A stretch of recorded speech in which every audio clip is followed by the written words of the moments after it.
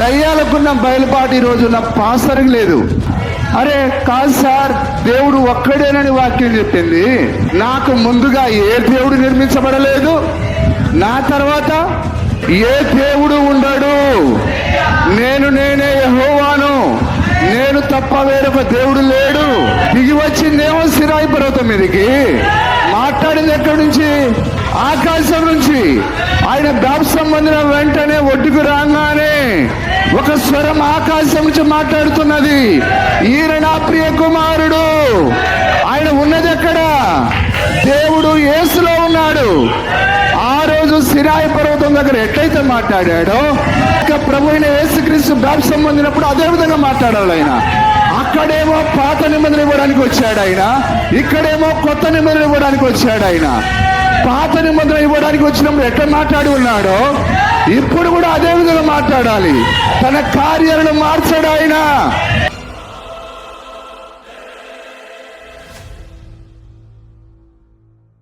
సన్నిధిలో కూర్చుంటే పరిష్కారం కాని సమస్య అంటూ ఏది లేదు.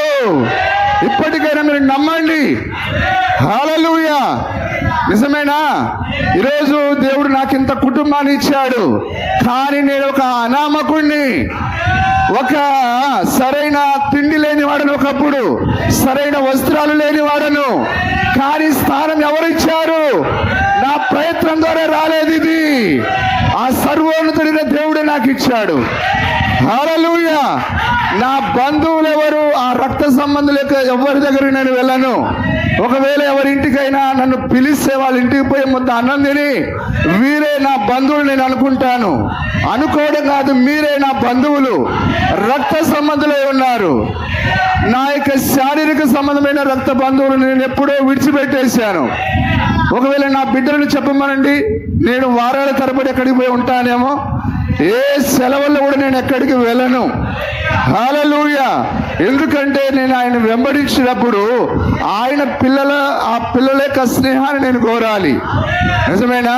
అందుకొరకే అబ్రహాము తన తల్లిని, తండ్రిని, తన బంధువులను వాళ్ళందరిని విడిచిపెట్టి ఆయన అటు ఇటుగానే మధ్య దారిలో ఉన్నాడు. ఆయన అటు వేరే వాళ్ళ దగ్గరికి పోలేడు, తిరిగి బంధువుల దగ్గరికి పోలేడు.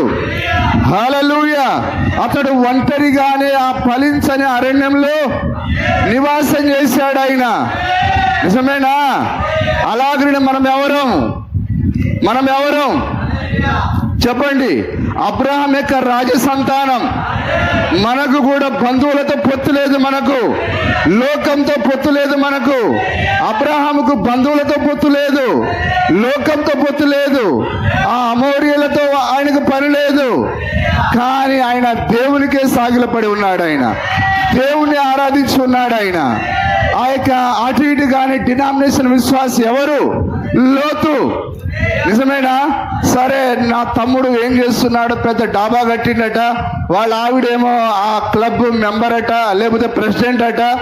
మరి ఆమె ఎట్లాంటి చెప్పులు ధరిస్తున్నది, ఎలాంటి పౌడర్ కొట్టుకుంటున్నది, ఎలాంటి లిప్స్టిక్లు పెట్టుకున్నది, మరి ఈ చెవికి సైకిల్ రింగులు ధరించిందట, ముక్కుకి పెద్ద బేసలు పెట్టిందట. ఆమె ఎట్లా ఉన్నదో అది చూసి నా భార్యకు నేర్పిద్దాం అనుకున్నాడా? అసలు ఆ ఇంటికి ఆయన ఎన్నడూ పోలేదు ఆయన. ఎందుకంటే నులివెచ్చని విశ్వాసితో నిజమైన విశ్వాసికి ఎలాంటి పొత్తు లేదు. నిజమేనా? ఆ యొక్క లోతు నులివెచ్చని విశ్వాసే ఉన్నాడు. నులివెచ్చని విశ్వాసికి దేవుడు బయలుపాటు రాదు. నిజమేనా? కానీ తన బంధువులను విడిచిపెట్టి తన యొక్క ఆ లోకాన్ని విడిచిపెట్టి దేవుడు ఎక్కడైతే ఉండమన్నాడో ఆ స్థలంలోనే ఉన్నాడు ఆయన. మన స్థలం ఏంటిది? వాక్యమే మన స్థలమై ఉన్నది. మన స్థలము హెబ్రోను కాదు, మన స్థలము బాప్టిస్ట్ కాదు, మన స్థలము సిఎస్ఐ కాదు. మన స్థలము రాయబడిన వాక్యము, బయలుపరచబడిన వర్తమానం. అక్కడే మనము నివాసం ఏర్పరచుకోవాలి. అక్కడికే దేవుడు వచ్చాడు. లోతు దగ్గరికి దేవుడు పోలే. అట్లాంటి ప్రదేశానికి నేను వెళ్తానా? వెళ్ళను. కానీ ఎక్కడికి వచ్చాడు ఆయన? నిజమేనా? దేవుడు నీ ఇంటికి రావాలంటే నీవు నీ బంధువులతో స్నేహం దోస్తీ చేస్తే రాడాయన, ఆ లోకంతో దోస్తీ చేస్తే రాడాయన. హల్లెలూయా. కానీ ఆ దేవుడు వస్తే ఎంత సార్, రాకపోతే ఎంత, మాకేంటిది అని అనుకున్నావా? నీవు అబ్రహాం యొక్క సంతానాన్ని కాదు. అబ్రహాం అనుకున్నాడట, ప్రభు నా ఇంటికి వచ్చి భోజనం చేస్తే ఎంత బాగున్నాను ఆయన హృదయంలో అనుకున్నాడట. ఆయన అనుకున్నదే తడువు. హల్లెలూయా. అబ్రహాం అంటున్నాడు, ప్రభువా నువ్వు ఇందు నిమిత్తమే కదా వచ్చింది. ఆయన వెంటనే ఆ యొక్క ముగ్గురికి సాగిలపడి, ఒక ఆయనేమో తండ్రి దేవుడా, ఇంకో ఆయనేమో కుమారుడు దేవుడా, ఇంకో ఆయనకేమో పరిశుద్ధాత్మ దేవుడు అనట్లేడు. ఆయన ఒకే ఒక ఆయనకి సాగిలపడ్డాడు. ఆయన నిజమేనా? ఈరోజు లోకంలో ఉండే క్రైస్తవులకు బయలుపరచబడిన అధ్యాయం ఏంటిది? ఆది కాండము 1వ అధ్యాయము, ఆది కాండము 2వ అధ్యాయము, ఆది కాండం 3వ అధ్యాయము, ఆది కాండము 4వ అధ్యాయము, ఆది కాండము 5వ అధ్యాయము.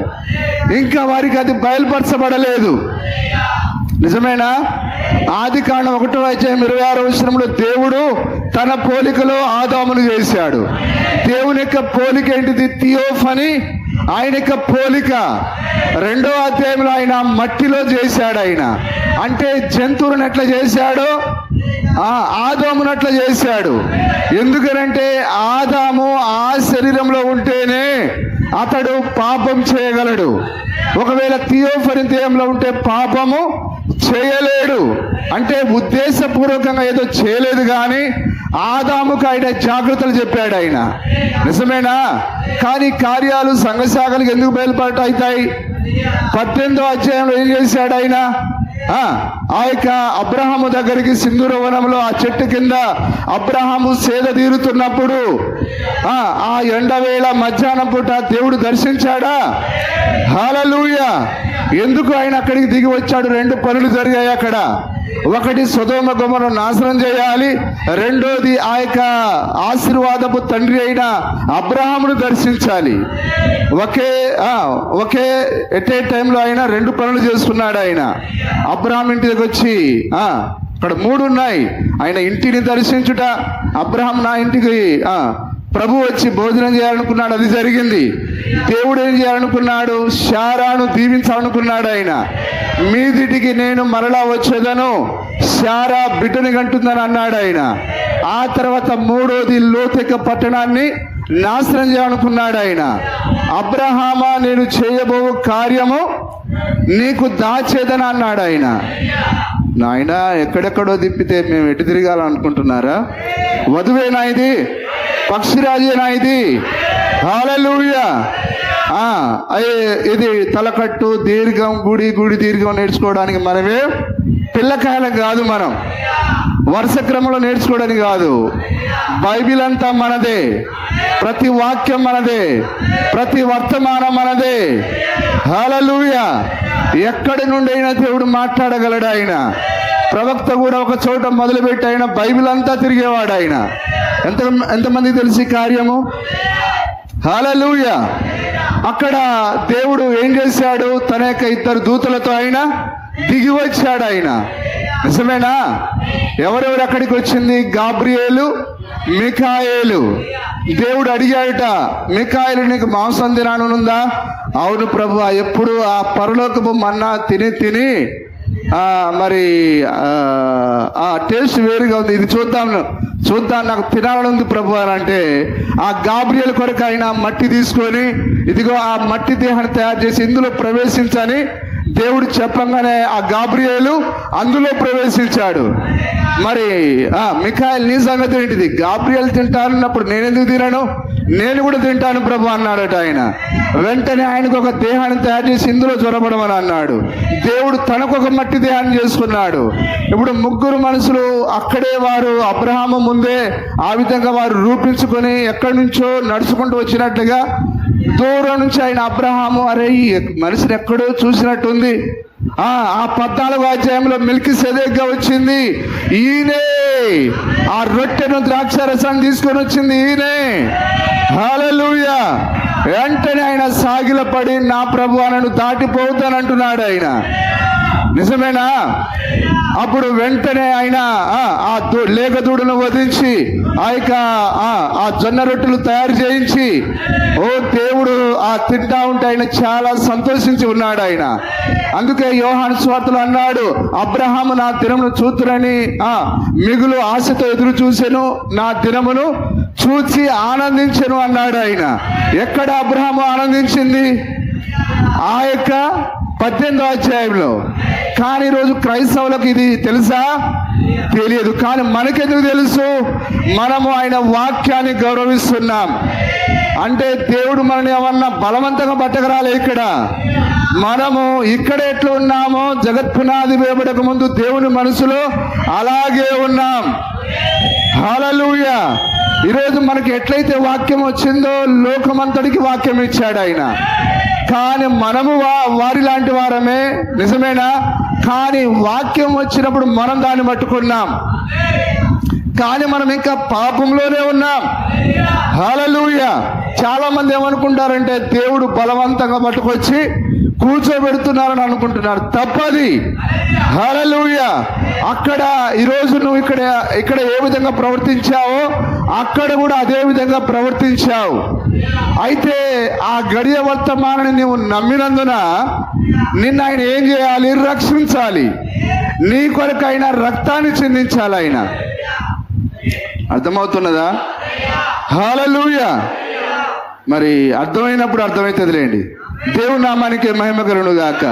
కానీ ఆ 18వ అధ్యాయాన్ని చూపించి ఈరోజున్న పాస్టర్లు ఏమంటున్నారు? ఒక ఆయన తండ్రి అయిన దేవుడు, ఒక ఆయన కుమారుడైన దేవుడు, ఒక ఆయన పరిశుద్ధాత్మ దేవుడు అని అంటున్నారు. నిజంగా దయ్యాలు కూడా సిగ్గుపడతాయి. ఎందుకంటే దయ్యము దేవుడు ఒక్కడే నమ్ముతున్నది. నిజమేరా? దయ్యాలన్న సర్వోన్నతుని దేవుని కుమారుడా, మాతో నీకేమి పని? మా సమయం ఇంకా రాలేదే, ఇప్పుడే నశింపజేయవచ్చితివా? అయితే తాను క్రీస్తునని దయ్యానికి తెలిసిపోయింది కాబట్టి ఆయన వాటిని మాట్లాడనీయలేదు. ఎందుకు? ఆయన క్రీస్తు అని తెలిస్తే అందరూ నమ్మేస్తారేమోనని. కానీ ఎవరు నమ్మాలి? ముందు ఆయన ఎవరినైతే చూశాడో వాళ్ళు మాత్రమే నమ్మాలి. దయ్యాలకున్న బయలుపాటు ఈరోజున్న పాస్టర్కి లేదు. నిజమేనా? దయ్యాలను నువ్వు అడుగు, ఎంతమంది దేవుళ్ళు అంటే దేవుడు లేదురా అని అంటది. అది దేవుడు ఒక్కడే. హల్లెలూయా. ఆయన అన్నాడు, ఆయన మొదటి వాడును కడపటి వాడనై ఉండి మృతుడై మరలా బ్రతికిన వాడు చెప్పు సంగతులేవనగా, ఎవరైతే మొదటి వాడుగా ఉన్నాడో, ఎవరైతే కడపటి వాడుగా ఉన్నాడో ఆయనే మృతుడై మరలా బ్రతికాడట. ఎవరు మొదటి వాడు? ఇప్పుడు ఆ ప్రభు అయిన యేసుక్రీస్తే యెహోవా అయి ఉన్నాడు. ఆయనయే కడపటి వాడుగా మారాడు. ఆయనయే ఇప్పుడు జీవించేవాడుగా మారాడు, పరిశుద్ధాత్మగా మారాడు ఆయన. కానీ ఈరోజు ఈ బయలుపాటు ఈరోజు సంఘాలలో ఉండే పాస్టర్లకు లేదు, విశ్వాసులకు లేదు. మనిషికి ఒక మాట, గొడ్డుకు ఒక దెబ్బ అన్నారు. నిజమేనా? అరే కాదు సార్, దేవుడు ఒక్కడేనని వాక్యం చెప్పింది. నిజమేనా? నాకు ముందుగా ఏ దేవుడు నిర్మించబడలేదు. నా తర్వాత మాట్లాడండి, నా తర్వాత ఏ దేవుడు ఉండడు. నేనే యెహోవాను, నేను తప్ప వేరొక దేవుడు లేడు, వేరొక రక్షకుడు లేడు అని చెప్పిన ఆయన కొత్త నిబంధనలోకి వచ్చేసరికి ఆయన నేను నా తండ్రి ఏకమై ఉన్నాము, నేను తండ్రి దగ్గర నుంచి వచ్చి ఉన్నాను అని ఆయన మర్మంగా మాట్లాడినప్పుడు అంటే రెండో దేవుడు ఉన్నాడనా? ముందేమో ఆయన ఒక మాట చెప్పి ఇక్కడేమో మళ్ళీ మారుస్తున్నాడా? బుద్ధి లేని సోదరులారా గర్వించండి. ఇప్పటికైనా ఆయన నేను నా తండ్రి అంటే ఆయన స్థానాన్ని మాట్లాడుతున్నాడు ఆయన. నిజమేనా కాదా? ఆయన తండ్రి స్థానం నుంచి దిగి వచ్చాడు ఆయన. ఎక్కడికి? కుమారుడి స్థానానికి దిగి వచ్చాడు ఆయన. మళ్ళీ కుమారుడిగా ఆయన తండ్రిగా ఎక్కిపోతున్నాడు ఆయన. నిజమేనా? తండ్రి స్థానం అంటే ఆయన పగులు మేఘ స్తంభంలో, రాత్రి అగ్ని స్తంభంలో ఉండిన దేవుడు ఆయన. అందుకొరకే ఆయక నెహెమ్యా రాశాడు. ఏమని రాశాడు ఆయన? 9వ అధ్యాయం 12వ వచనంలో పగులు మేఘస్తంభంలో ఉండి రాత్రి అగ్నిస్తంభంలో ఉండి మా పితరులను నడిపించిన దేవా, ఇదిగో నీవు సినాయి పర్వతం మీదకి దిగి వచ్చి ఆకాశం నుంచి మాట్లాడిన వాడవు. ఎన్నో వచ్చినాం అది 4:19. ఓకే, చదవండి, ముందు నుంచి చదవండి. వినుటకు చెవులు గలవాడు వినుడుగాకని చెప్పి ఆయన ఒంటరిగా ఉన్నప్పుడు ఆయన ప్రజలందరికీ చెప్పలేదు. ఆయన కానీ ఒంటరిగా ఉన్నప్పుడు, నిజమేనా, ఒంటరిగా ఉన్నప్పుడు తన 12 మంది శిష్యులకైనా వాటిని విశదపరిచాడు ఆయన. ఎంతమంది తెలిసింది?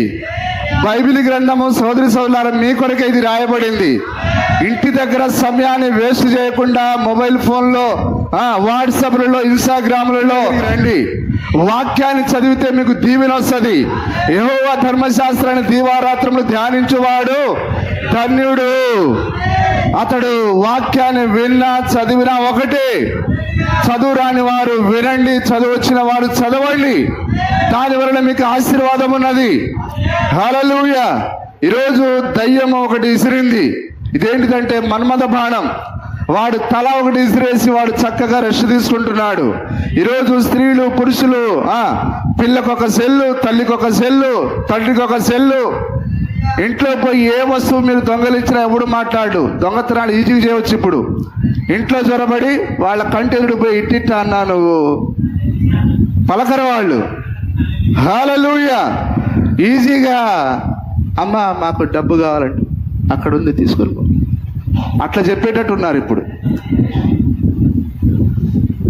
ఎవరికెవరు సంబంధం లేకుండా ఫోన్లలో నిమగ్నమై ఉన్నారు. కానీ నిజమైన ఆరాధికుడు ఎక్కడ ఉండాలి? వాక్యాన్ని చదవడం దగ్గర ఉండాలి. బిడ్డ రోజుకొక అధ్యాయమైన చదవాలరా అని చెప్పాలి తండ్రి. తండ్రి చెప్పకపోతే తల్లి అయినా చెప్పాలి. హల్లెలూయా. ప్రార్థన చేసుకోండి అని తండ్రి చెప్పాలా? మాకేం సంబంధం లేదు సార్. తండ్రి భయం లేదు. తండ్రి భయము తల్లి ద్వారా వస్తుంది. మీ నాయనకి తెలిస్తే ఊరుకోడైనా ఒకవేళ భయపెట్టని వాడైనా సరే తల్లి ఆ విధంగా చెప్పాలి. ఆ యొక్క భయభక్తులను పెంచాలి తప్పకుండా. కానీ ఈరోజు ప్రార్థన చేయకపోయినా మనకు సంబంధం లేదు, వాక్యం చదవకపోయినా మనకు సంబంధం లేదు అన్నట్టుగా ఉన్నారు మీరు. కానీ మీరు ఈరోజు నా నుంచి తప్పించుకోవచ్చు, కానీ దేవుని దగ్గర నుంచి మీరు ఏమాత్రం తప్పించుకోలేరు. మనమందరం రికార్డ్ చేయబడుతున్నాం. ఆ యొక్క ఏ పరిమాణం అది? 4వ పరిమాణం అనేది రికార్డు చేయబడుట. 4వ పరిమాణము సైన్స్ అయి ఉన్నది. నిజమైన సైన్స్ అనగా అదే రికార్డ్ చేయబడుట. ఆ రికార్డ్ చేయి దేవదూత మన కుటుంబాలను, మనలను ఆయన రికార్డ్ చేస్తూ ఉన్నాడు ఆయన. కాబట్టి ఎవరు తప్పించుకోలేరు. తప్పకుండా బిడ్డలకు మనం నేర్పించాలి. రోజుకు ఒక అధ్యాయం చదవాలి. అవసరమైతే ఆ యొక్క పూర్తిగా ఉదాహరణకు తిమోతి పత్రిక ఉన్నది, అదంతా అయ్యేంతవరకు చదవండి. దానివల్ల మీకు నష్టమేం లేదు. అపోస్తల కార్యం 1వ అధ్యాయం, 2వ అధ్యాయం, రోజుకు ఒక 5 అధ్యాయాలు చదవడం, దానివల్ల నష్టమేమీ లేదు. నిజమేనా?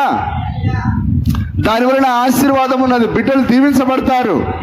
కానీ ఇవేమి పట్టించుకోకుండా ఒకటే డబ్బు సంపాదన పైన పడితే ఆ బిడ్డలు ఏ విధంగా దేవుళ్ళు ఎదుగుతారు? నీ పత్తి పొలానికి మందు పిచికారి చేయకపోతే అది పంటనిస్తుందా? దానికి అడుగు మందు వేయకపోతే అది పంటనిస్తుందా? నువ్వు దానికి నీళ్లను కట్టకపోతే అది పచ్చగా ఉంటుందా? చెప్పండి. మౌనంగా ఉన్నారండి సార్. వాక్యమేనాది? తప్పకుండా ప్రకృతి సంబంధమైనది ఆత్మ సంబంధమైన దానికి సాదృశ్యంగా ఉన్నది. కాబట్టి నీ బిడ్డ బ్రతికి జీవం పొందాలంటే అతనికి దేవుని దగ్గర నుంచి ఆ జీవజలపు నదులు, ఆ ఊట రావాలి. ఆ ప్రవాహం నీ బిడ్డ దగ్గరికి రావాలి. ఆ నిత్య జీవపు ఆహారం నీ బిడ్డ దగ్గరికి రావాలి. అప్పుడే అతడు బ్రతకగలడు. హల్లెలూయా. దేవుడు ఇక్కడ ఏమంటున్నాడు? ఆయన ఒంటరిగా ఉన్నప్పుడు, ఈరోజు అదే జరుగుతున్నదా? మనము సంఘ శాఖల నుంచి బయటకు వచ్చిన తర్వాత, సంఘ శాఖల్లో మనం ఉన్నప్పుడు, జాన్ గారు ఆ పెంతెకోస్తు చర్చిలో ఉన్నప్పుడు ఈ వాక్యాలు ఏమైనా బయలుపాటు వచ్చిందా అండి? హల్లెలూయా. కానీ ఎప్పుడైతే దేవుడు బయటికి లాగాడో ఈ కార్యాలన్నీ ఆస్వాదిస్తున్నాడు ఆయన. హల్లెలూయా. ఆ రోజు దేవుడు ఎట్లయితే వారిని ప్రత్యేకించి వారితో ప్రత్యేకంగా మాట్లాడి ఉన్నాడో ఈ రోజు కూడా అదే చేస్తున్నాడు ఆయన. యేసుక్రీస్తు నిన్న నేడు నిరంతరం ఏ రీతిగా ఉన్నాడు. 12 మంది ఒంటరిగా ఉన్నప్పుడు ఉండిన వారు ఉపమానమును గురించి దేని గురించి ఇప్పుడు బైబిల్ అంతా ఎట్లా చెప్పబడింది? ఉపమానంగా చెప్పబడింది. హల్లెలూయా. నిజమేనా? అందుకైన దేవుని రాజ్య మర్మము, దేవుని రాజ్య మర్మము. ఇప్పుడు ఉపమానం ఏమై ఉన్నది? మర్మమై ఉన్నది. అందుకైన డైరెక్ట్ గా యేసుక్రీస్తు నామములని చెప్పకుండా తండ్రి యొక్కయు కుమారుని యొక్కయు పరిశుద్ధాత్మ యొక్కయు నామము ఉపయోగించమన్నాడు ఆయన. తండ్రి యొక్కయు కుమారుని యొక్కయు పరిశుద్ధాత్మ యొక్కయు నామం ఏంటిది? ప్రభు అయిన యేసుక్రీస్తు. కాబట్టి శిష్యులు ఏం చేశారు? ఆ రోజు ఆయన శిష్యులకే తెలియపరిచాడు ఆయన. మరలా పెంతెకోస్తు పండుగ దినాన ఆయనే ఆత్మగా దిగి వచ్చాడా? ఆయన వేరొక ఆదరణకర్తను పంపిస్తా అన్నాడు. కానీ వేరొక ఆదరణకర్త అంటే వేరే ఒక ఆయన కాదు, కానీ మరలా నేను వత్తును అన్నాడు ఆయన. మీలో నివసింతును అన్నాడు ఆయన. నేను వెళ్ళి మళ్ళా వస్తానడు ఆయన. అంటే వేరొక ఆదరణకర్తగా వచ్చింది కూడా ఆయనే. హల్లెలూయా. ఇప్పుడు ఆయన అక్కడ ఉపమానంగా చెప్పాడు. మత్తయి సువార్త 20:19 ఆ యొక్క 2వ అధ్యాయం 38వ వచనంలో ఆ ఉపమానం యొక్క భావాన్ని తెలియపరిచాడు ఆయన. నిజమేనా? ఆయన పరిశుద్ధాత్మకు వచ్చాడు ఆయన. ఇప్పుడు పరిశుద్ధాత్మేనా బయలుపరిచింది? యేసుక్రీస్తు నామాన్ని బయలుపరిచింది ఎవరు? పేతురు, పౌలు కాదు, 12 మంది అపోస్తులు కాదు, ఆ యొక్క పరిశుద్ధాత్ముడు బయలుపరిచాడు. అందుకొరకే ప్రభు అన్నాడు, నేను శరీరంగా ఉన్నాను, ఇప్పుడు నాకు వ్యతిరేకంగా మాట్లాడితే మిమ్మల్ని క్షమిస్తాను, కానీ ఒకరోజు నేను పరిశుద్ధాత్మగా వస్తాను, పరిశుద్ధాత్మగా ఉండి శిష్యులలో ఉండి నేను మాట్లాడతాను. ఆ రోజు ఒక్కడైనా ఆ యొక్క పరిశుద్ధాత్మకు వ్యతిరేకంగా మాట్లాడారా? మీకు ఈ యుగంలో పాపక్షమాపణ లేదు, రాబో యుగంలోని మీకు పాపక్షమాపణ లేదు. ఇప్పుడు పరిశుద్ధాత్మగా ఉండి ఆయన పేతురులో ఉండి మాట్లాడుతున్నాడు. ఆ 3000 మంది ప్రజలు అడిగారు, సహోదరులారా మేమేం చేయాలి? అప్పుడు ఆయన ఏమన్నాడు? ఆయన పేతురు కాదు, కానీ పేతురులో ఉన్న పరిశుద్ధాత్మ, మీరు మారు మనసు పొంది పాపక్షమాపణ నిమిత్తము ప్రతివాడు యేసుక్రీస్తు నామమున బాప్తిస్మం పొందుడి. ఈ మాట చెప్పింది పేతురా లేకపోతే పేతురులో ఉన్న దేవుడా? దేవుడే. ఇప్పుడు పేతురు చెప్పిన బాప్తిస్మాన్ని ఈరోజు సంఘశాఖలో ఉండే లేదా లోకంలో ఉండే ప్రజలు నమ్మట్లేరు, పాస్టర్లు నమ్మట్లేరు. దానికి విరోధంగా వాళ్ళు ఏం చేస్తున్నారు? తండ్రి యొక్కయు కుమారుని యొక్కయు పరిశుద్ధాత్మ యొక్కయు త్రియేక నామం అని బాప్తిస్మమిస్తున్నారు. దాని వలన వారు ఏం చేస్తున్నారు? పరిశుద్ధాత్మను దూషిస్తున్నారు, పరిశుద్ధాత్మకు వ్యతిరేకంగా మాట్లాడుతున్నారు. కానీ ఎవరి పాపమైనా క్షమించబడాలంటే ప్రతివాడు చెప్పండి యేసుక్రీస్తు నామములో బాప్తిసం పొందాలి. అవునా? వాక్యమేనాది? కానీ నువ్వు యేసుక్రీస్తు నామములో బాప్తిసం పొందకుండా నీ అయ్యగారు చెప్పినట్లుగా, నీ యొక్క స్నేహితులు చెప్పినట్లుగా నువ్వు బాప్తిసం పొందుతున్నావంటే, నీ బాబాయ్ మామయ్య చెప్పినట్టుగా బాప్తిసం పొందుతున్నావంటే నీవు దేవునికి విరోధంగా ప్రవర్తిస్తున్నావు. కాబట్టి నీ పాపం ఎక్కడా క్షమించబడదు. నీవు చనిపోయిన తర్వాత ఆ తీర్పులో కూడా నీ పాపము క్షమించబడదు. భూమి పైన క్షమించబడితేనే నువ్వు అక్కడ క్షమించబడతావు. కాబట్టి ప్రభు అన్నాడు, యుగంలోనూ క్షమించబడలేవు, రాబో యుగంలోనూ నీవు క్షమించబడవు అన్నాడు ఆయన. హల్లెలూయా. ఇప్పుడు అందుకొరకే ఇక్కడ ఏ విధంగా మాట్లాడుతున్నాడు? ఉపమానంగా మాట్లాడుతున్నాడు ఆయన. నిజమేనా? అందుకు ఆయన దేవుని రాజ్య మర్మము తెలుసుకొనుట మీకు అనుగ్రహింపబడి ఉన్నది. కాబట్టి ఈరోజు బైబిల్లో ఉండే ఆ యొక్క ఆది కాండము 1వ అధ్యాయము 1వ వచనం నుంచి ప్రకటన గ్రంథం 22వ అధ్యాయము 21వ వచనం వరకు అది ఎవరికి బయలుపరచబడుతుంది? కేవలము యేసుక్రీస్తు నామములో బాప్తిస్మం పొందిన వారికే. ఎందుకంటే దేవుని యొక్క రాజ్యం ఏదో కాదు, బైబిలే అయిన రాజ్యం. నువ్వు ఆ రాజ్యంలోనికి ఎలా ప్రవేశిస్తావు? యేసుక్రీస్తు నామములో బాప్తిసం పొందితేనే ప్రవేశిస్తావు. వేరొక మార్గం ఉన్నదా? అందుకే పరలోక రాజ్యం యొక్క తాళపు చెవులు నీకిచ్చేదును అన్నాడు ఆయన. ఎవరికి ఇచ్చాడు ఆయన? ఓ సాములోరుకో, ఆ యొక్క క్యాథలిక్ వారికో ఇవ్వలేదు ఆయన. హల్లెలూయా. ఆయన ఆ యొక్క తాను ఎన్నుకున్న ఆ యొక్క పాత్ర పేతురుకి ఇచ్చాడు ఆయన. కాబట్టి నీకు వాక్యంలో నువ్వు ప్రవేశించాలంటే నీకు నామం కావాలి. అదే తాళపు చెవి ఉన్నది. పరలోకంలో నా తండ్రి నీకు ఇది బయలుపరచను గాని రక్త మాంసం నీకు ఇది బయలుపరచలేదు. ఈ బండ మీద నా సంఘమును కట్టుదును, దాని ఎదుట పాతాళలోక ద్వారములు నిలవనేరవు. పరలోక రాజ్యం యొక్క తాళపు చెవులు ఎప్పుడు ఇచ్చాడు ఆయన? శరీరధారిగా ఉన్నప్పుడు ఇవ్వలేదు ఆయన. మీరు చెప్పండి, ఎప్పుడు ఇచ్చాడో తాళపు చెవి? అడగండి, స్త్రీలను అడగండి, ఎప్పుడు ఇచ్చాడో. మాకేం తెలుసు సార్, ఇంత అన్యాయం మా పైన మోపాకు నాయన, ఆ తాళం సంగతి మాకేం తెలుసు అన్నట్టుగా ఉన్నారు వాళ్ళు. హల్లెలూయా. వాళ్ళు ఒకళ్ళ వైపు ఒకళ్ళు మీకేమైనా ఇచ్చారా సిస్టరు? అంతే. మేక మందనా గొర్రె మందనా? ఇది గొర్రె మందకైతే అర్థమవుతుంది. హల్లెలూయా. ఇప్పుడు ఆయన ఇచ్చాడా? ఏ తాళపు ఎప్పుడు వచ్చి ఇచ్చాడు ఆయన? పెంతెకోస్తు పండగ దినాన ఇస్సాని వాగ్దానం ఇచ్చాడు. ఆ పెంతెకోస్తు పండగ దినాన మిగతా వాళ్ళు చదువు వచ్చినా కొద్ది గొప్ప వచ్చిన వాళ్ళు ఆ పిలుపు లెక్కలేసి ఆయన ప్రభు ఇంతమందికి ఆహారం పెట్టాలంటే సో ఇంత కావాలని వడ్డీ లెక్కలు చేశాడు ఆయన. మరి అతనికి బయలుపాటు ఇవ్వకుండా పేతురే అందరూ నిలబడి ఎందుకు ప్రసంగం చేస్తున్నాడు అక్కడ? ఎందుకంటే దేవుడు పరలోక రాజ్యం యొక్క తాళపు చెవులు పేతురికే ఇస్తాడు ఆయన. పేతురికే ఇచ్చాడు ఆయన. అప్పుడు 3000 మంది పేతురును కడమ అపోస్తలుని అడగ్గా ముందు ఎవరిని అడిగారు? పేతురుని అడిగారు. తర్వాత అప్పుడు ఆ 11 మంది మూకుమ్మడిగా ఏం మాట చెప్పారు? యేసుక్రీస్తు నామమున బాప్తిసం పొందుడి, అప్పుడు మీరు పరిశుద్ధాత్మను వరం పొందుదురు. పొందుకున్నారా? మొట్టమొదటిగా నీతీకరణ, ఆ తర్వాత శుద్ధీకరణ, ఆ తర్వాత పరిశుద్ధాత్మ బాప్తిసం. నువ్వు ఎప్పుడైతే యేసుక్రీస్తు నామములో బాప్తిసం పొందుతావో అప్పుడు నీవు ఆ యొక్క రక్తమును ఆశ్రయిస్తావు. ఆ రక్తం వచ్చి నువ్వు కడుగుతుంది. 3 బాప్తిస్మాలు ఉన్నాయి.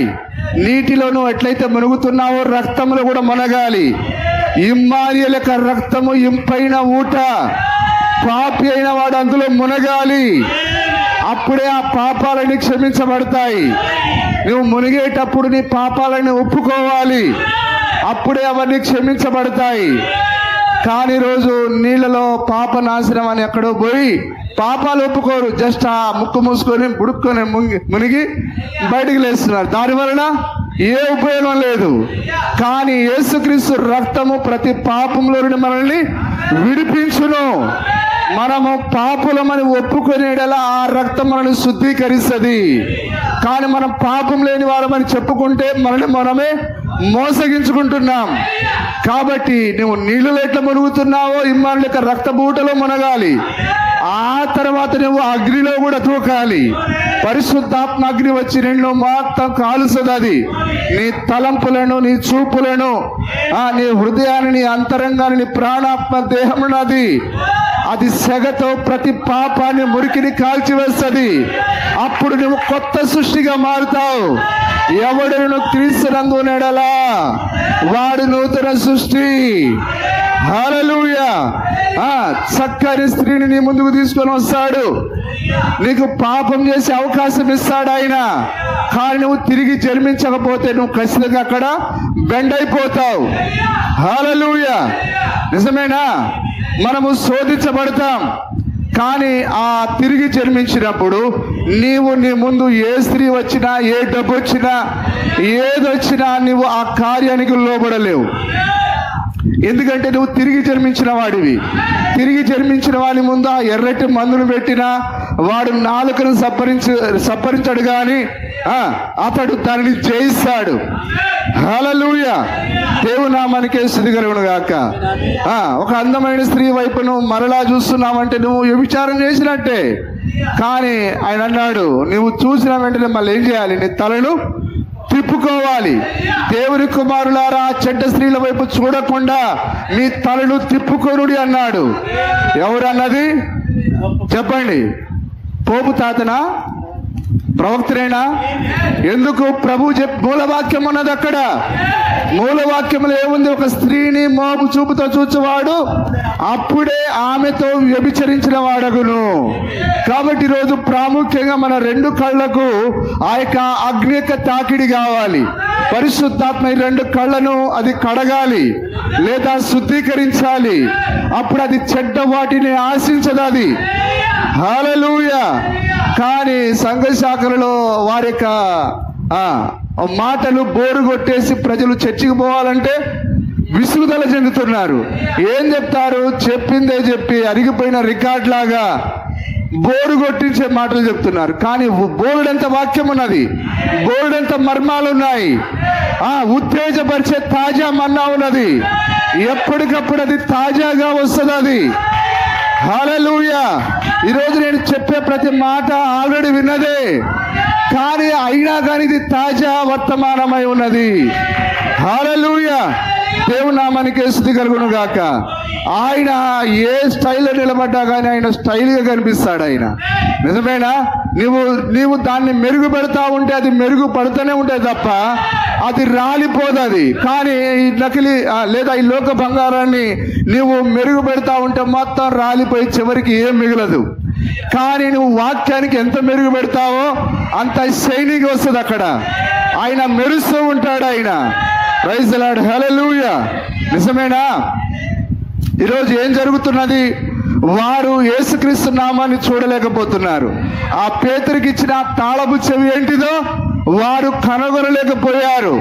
అందుకే ఈరోజు ఉండే ఈ మోడర్న్ పరిశీలతో దేవుడు అన్నాడు, అయ్యో ధర్మశాస్త్ర ఉపదేశకులారా, పరిసయ్యులారా, మీరు జ్ఞానం అనే తాళపు చెవిని ఎత్తకపోతిరి, మీరు అందులో ప్రవేశించరు, ప్రవేశించే వారిని ప్రవేశింపనీయరు. ఏంటిది ఆ తాళపు చెవి? యేసుక్రీస్తు నామమే ఆ తాళపు చెవి ఉన్నది. వారు ఆ తాళపు చెవిని వాడకుండా, అయ్యా నేను ప్రభువుని నమ్ముకున్నాను, మరి నాకు బాప్తిసం ఇవ్వడానంటే తప్పకుండా ఇస్తాను సోదరుడు అని చెప్పి నీవిచ్చిన సాక్ష్యాన్ని బట్టి నీకు తండ్రి యొక్కయు కుమారుని యొక్కయు పరిశుద్ధాత్మ యొక్కయు త్రియేక నామములో దేవుని యొక్క సేవకునిగా నువ్వు సేవకుడివా? నువ్వు దేవుని సేవకుడు అట్లా చేస్తాడా? ఆత్మ నింపదగిన దేవుని యొక్క సేవకుడైన పేతురు ఏ నామంలో ఇచ్చాడు? నీవు ఏ నామంలో ఇస్తున్నావు? హల్లెలూయా. దేవుని నామానికి మహిమ కలుగును గాక. ఎప్పుడైతే జాన్ గారు యేసుక్రీస్తు నామములో బాప్తిసం పొందాడో, ఫరో ఎట్లయితే ఇశ్రాయేలును వెంబడించాడో, జాన్ గారిని కూడా ఈ మోడర్న్ ఫరో వెంబడించాడు. హల్లెలూయా.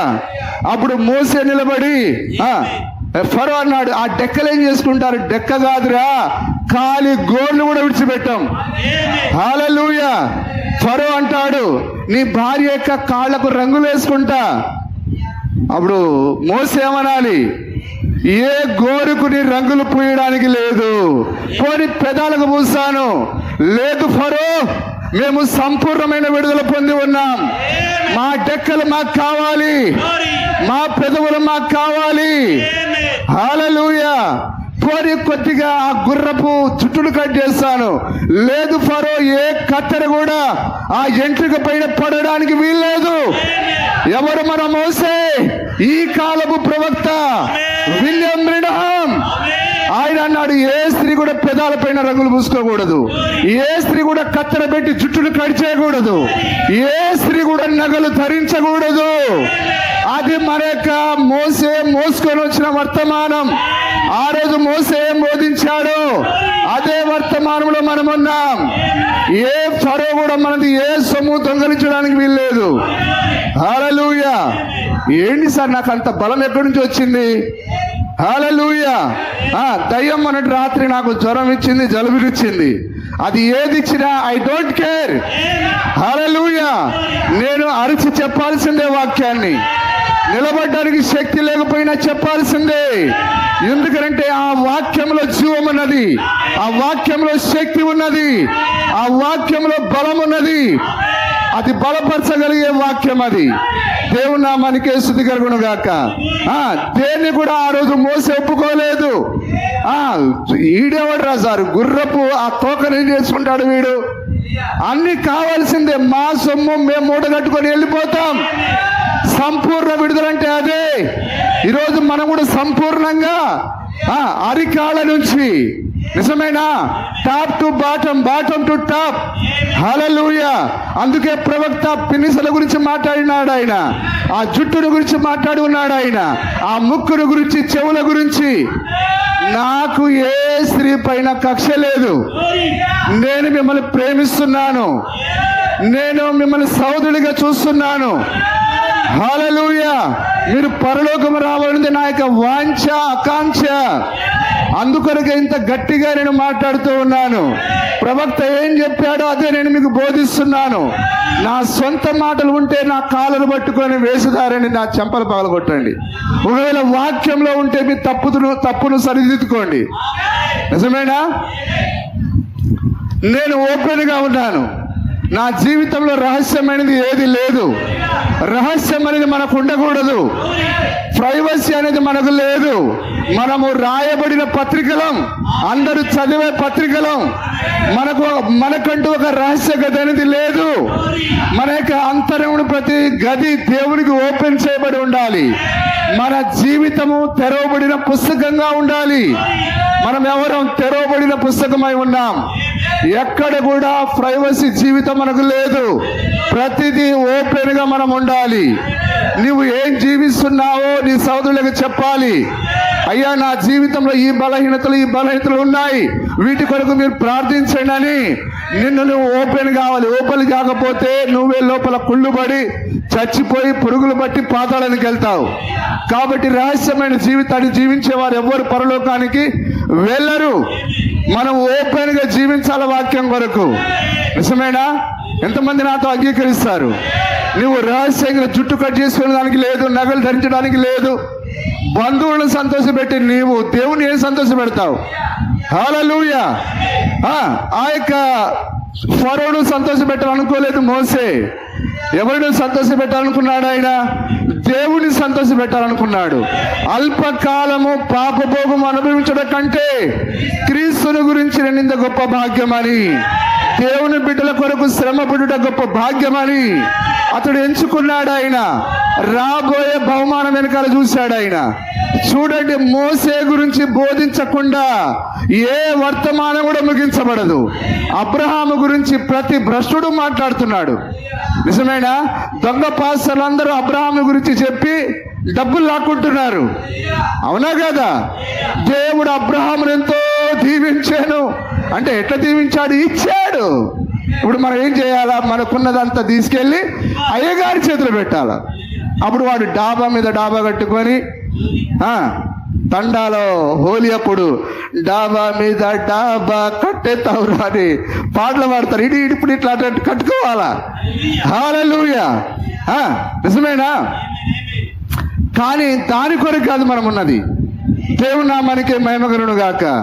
అయితే దేవుడు మనకు ఆయన ఖచ్చితంగా ఆయన వాక్యానికి లోబడినప్పుడు ఆయన మనకు ఆశీర్వాదం ఇస్తాడు. ఆయన ఎంతమంది నమ్ముతున్నారు? ఎక్కడాగా మనం దేవుని నామానికే స్తుతి కలుగును గాక. ఎక్కడాగా మనం వాక్యంలో ఇందాక మీరు ఎక్కడ చదివారు?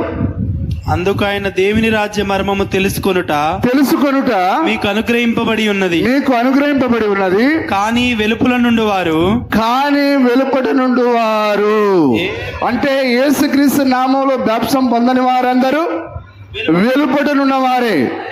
అందుకొరకే మీరు ఆ యొక్క చర్చిల దగ్గరికి వెళ్ళి, విశ్వాసాల దగ్గరికి వెళ్ళి, ఆ పాస్టర్ దగ్గరికి వెళ్ళి మీరు అడగండి, అయ్యా మరి ప్రభు రాత్రి భోజనం రాత్రి కదా చేయాల్సింది, మీరెందుకు పగలు చేస్తున్నారంటే ఆ వాక్యము వారికి బయలుపరచబడలే. ఎందుకు బయలుపరచబడలేదు? వారు వెలుపలనున్నవారు, యేసుక్రీస్తు నామములో బాప్తిసం పొందని వారు. అయ్యా బైబిల్లో ఏ స్త్రీ కూడా ప్రసంగించకూడదని వాక్యం చెప్పింది. స్త్రీలు సంఘంలో మౌనంగా ఉండాలి, వారు మాట్లాడటకు సెలవు లేదు, ఉపదేశించడానికి సెలవు లేదని ఉన్నది. మరి నీ భార్య ఏంటిది ప్రసంగం చేస్తుందని అంటే కారణం ఎందుకు? వారికి ఆ కార్యం బయలుపరచబడలేదు. వారు వెలుపటనున్నవారు. నిజమేనా? యేసుక్రీస్తు నామం వారికి అర్థం కాలేదు, ప్రభురాత్రి భోజనం వారికి అర్థం కాలేదు, స్త్రీ ప్రసంగం చేయాలా చేయకూడదు వారికి అర్థం కాలేదు. హల్లెలూయా. అదే ప్రకారంగా ఆయన కుడి చేతిలో ఉన్న ఆ 7 నక్షత్రాలు, ఆ యొక్క 7 దీపస్తంభాలు, ఆయన ఆ యొక్క 7 ముద్రలు నింపినప్పుడు, ఆయన ఆర్భాటంతో ఆయన ఆర్భటించినప్పుడు 7 ముద్రలు వాటి 7 బూరలు 7 ఉరుములు వాటి శబ్దము పలికెను. ఆ ఒక్కొక్క శబ్దంలో ఏమున్నది? ఆ పుస్తకాన్ని ఆయన దిగివచ్చి ఎవరికి ఇచ్చాడు? ఆయన యోహాను తీసుకొని తిన్న పుస్తకం ఏంటిది తెలుసా? ఇవి ఆ 12వ అధ్యాయంలో 13వ అధ్యాయంలో ఆ యొక్క 17వ అధ్యాయంలో సముద్రం పైన కూర్చున్న ఆ యొక్క మహావేశ అనే స్త్రీ ఉన్నది. ఈమె ఎవరు? ఆ 13వ అధ్యాయంలో ఆ 2 కొమ్ములు కలిగిన ఈ గొర్రె పొట్టేలు ఎవరు తెలుసా వారికి? తెలియదు. ఆ దిగి వచ్చిన ఆయన ఒక పాదం సముద్రం మీద ఎందుకు మోపాడు, ఒక పాదం భూమి మీద ఎందుకు మోపాడు తెలుసా? అది ఎందుకు? ఈ మర్మాలన్నీ వారికి ఆయన బయలుపరచలేదు. ఆయన వారి లోపలికి రాలేదు కాబట్టి, లోపలికి రావాలి నువ్వు ఎట్లా రావాలి? ద్వారమున కాక కిటికీ ద్వారా వేరొక మార్గం గుండా వచ్చేవాడు దొంగయు దోచుకుని వాడే ఉన్నాడు. హల్లెలూయా. కాబట్టి నీవు అమెరికా పోవాలంటే విమానం ద్వారా పోవచ్చు, సముద్రం ద్వారా పోవచ్చు, వేరే వేరే ప్రాంతాలను నువ్వు ఎట్లయినా సమీపించవచ్చు. కానీ నువ్వు పరలోకాన్ని సమీపించాలంటే ఒకే ఒక మార్గం ఉన్నది, అదే యేసుక్రీస్తు యొక్క వాక్యమై ఉన్నది. అందుకొరకే ఆ రోజు పిలుపు అడిగినప్పుడు నేనే మార్గము సత్యము జీవమునై ఉన్నాను, నా ద్వారానే తప్ప దేవుని రాజ్యానికి ఎవడు రాలేడు అన్నాడు ఆయన. కానీ రోజు చాలా మంది పాస్టర్లు మీకెందుకు డబ్బులు ఇవ్వండి, బైపాస్ లో నేను తీసుకొని వెళ్తాను అంటున్నారు. కానీ పరలోకానికి బైపాస్ లేదు. నిజమేనా?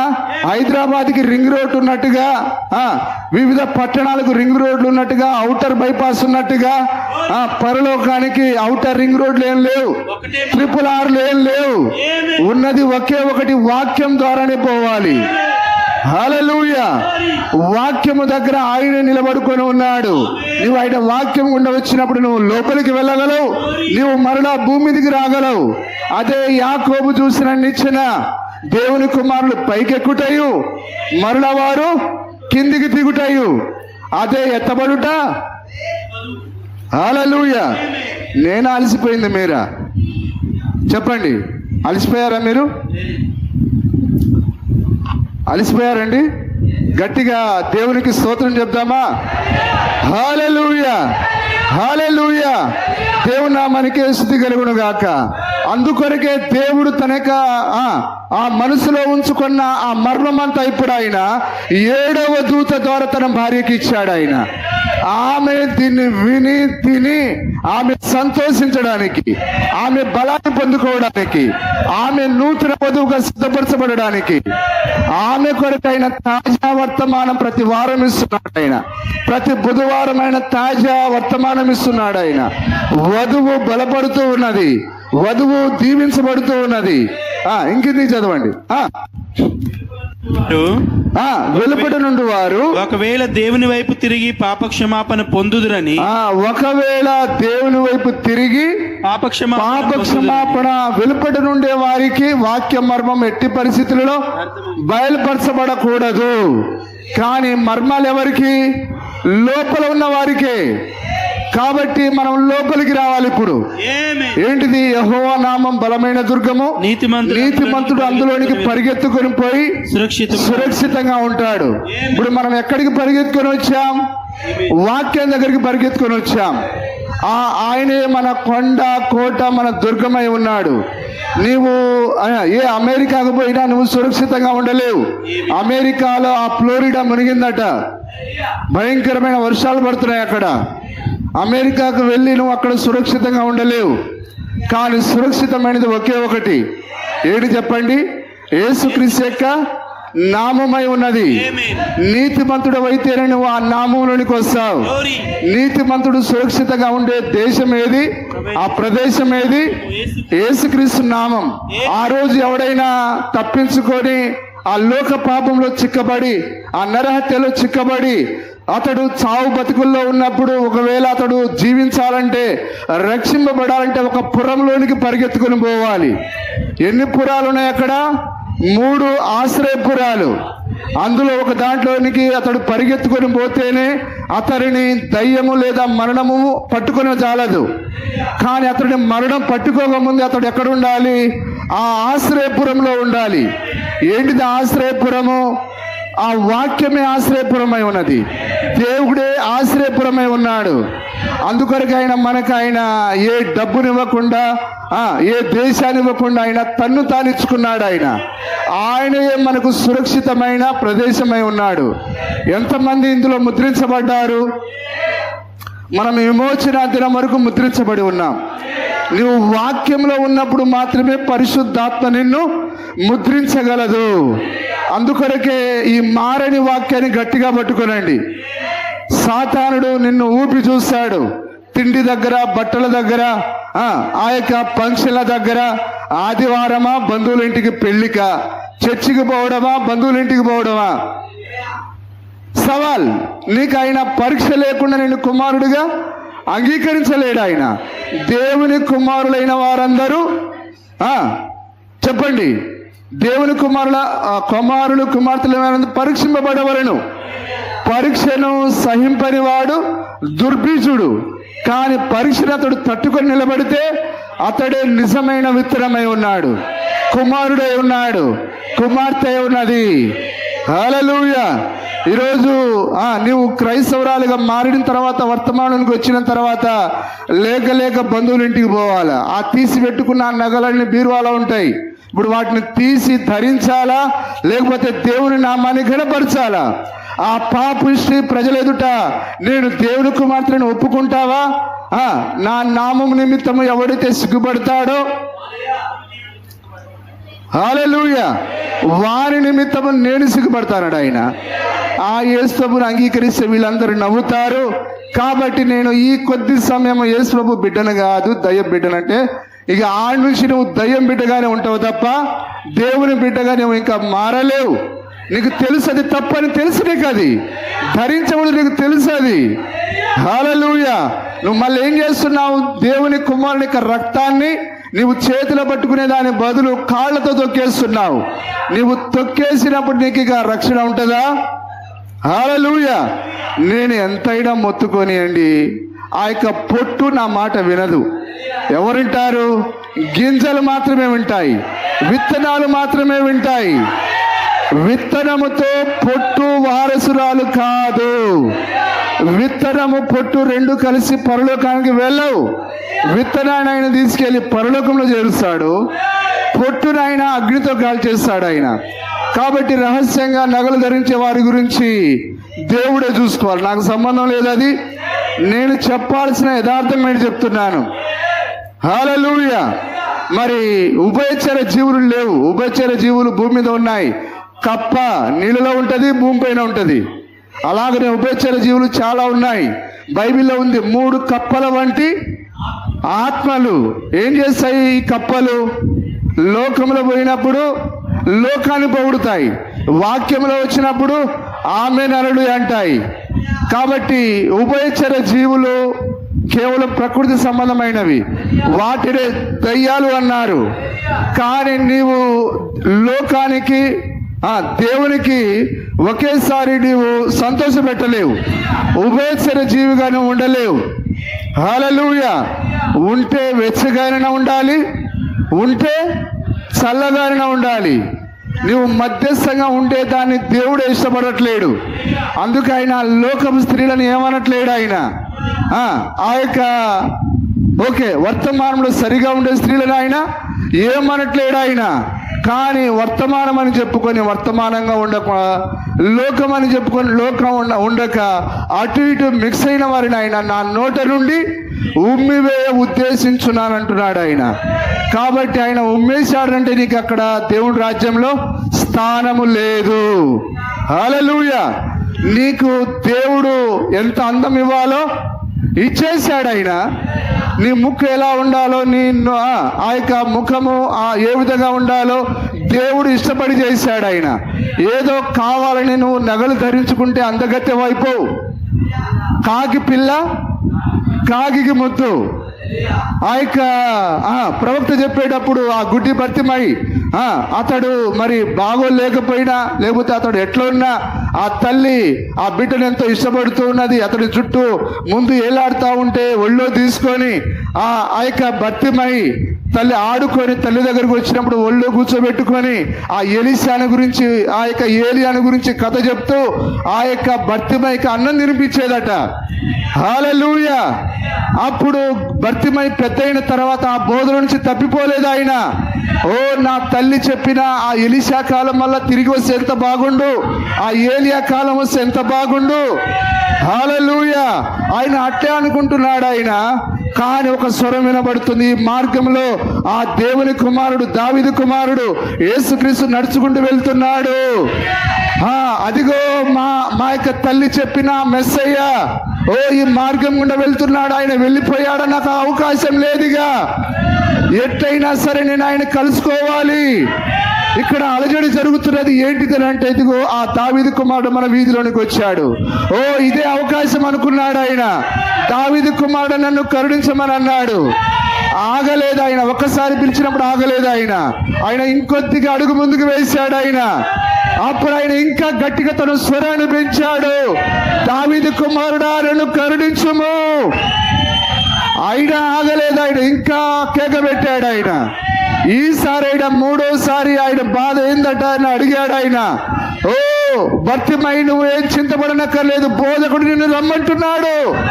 హల్లెలూయా. ఏమైంది దేవుని దగ్గర కేక పెడితే? భర్తిమైని కనికరించిన ఆ దేవుడు నీకు లేడా? ఏమో సార్, అన్ని పనులు చేస్తున్నా కానీ డబ్బులు ఒక్కడే మిగలట్లేదు, చినిగిపోయిన సంచిలో వేసినట్టే అవుతుంది. అవును, మరి దేవుని సొమ్మును దొంగలిసే కాదా? అవునా కాదా? ఒక నిజమైన అబ్రహాము కుమారుడు ఏం చేయాలి? ఆ రొట్టె ద్రాక్షారసాన్ని ఇచ్చిన దేవునికి అతను తన రాబడి అంతట్లో నుంచి ఇచ్చాడు ఆయన. మరి చిరిగిపోయిన సంచిలో లాగా ఉండకపోతే ఏమవుతుంది? ఏవో యేసు ప్రభు నా 200 ఎత్తకపోయి ఆయన బిల్డింగ్ కట్టుకుంటేను, అదేగా మీ డౌట్. మేము ఇచ్చిన డబ్బులని ఏం చేసుకుంటున్నాడు ఆయన? అందుకే సార్ నాకు తేడా వచ్చి నేను ఇవ్వట్లేను. హల్లెలూయా. మొట్టమొదటిగా నీ ఆశీర్వాదం అక్కడే ఉన్నది.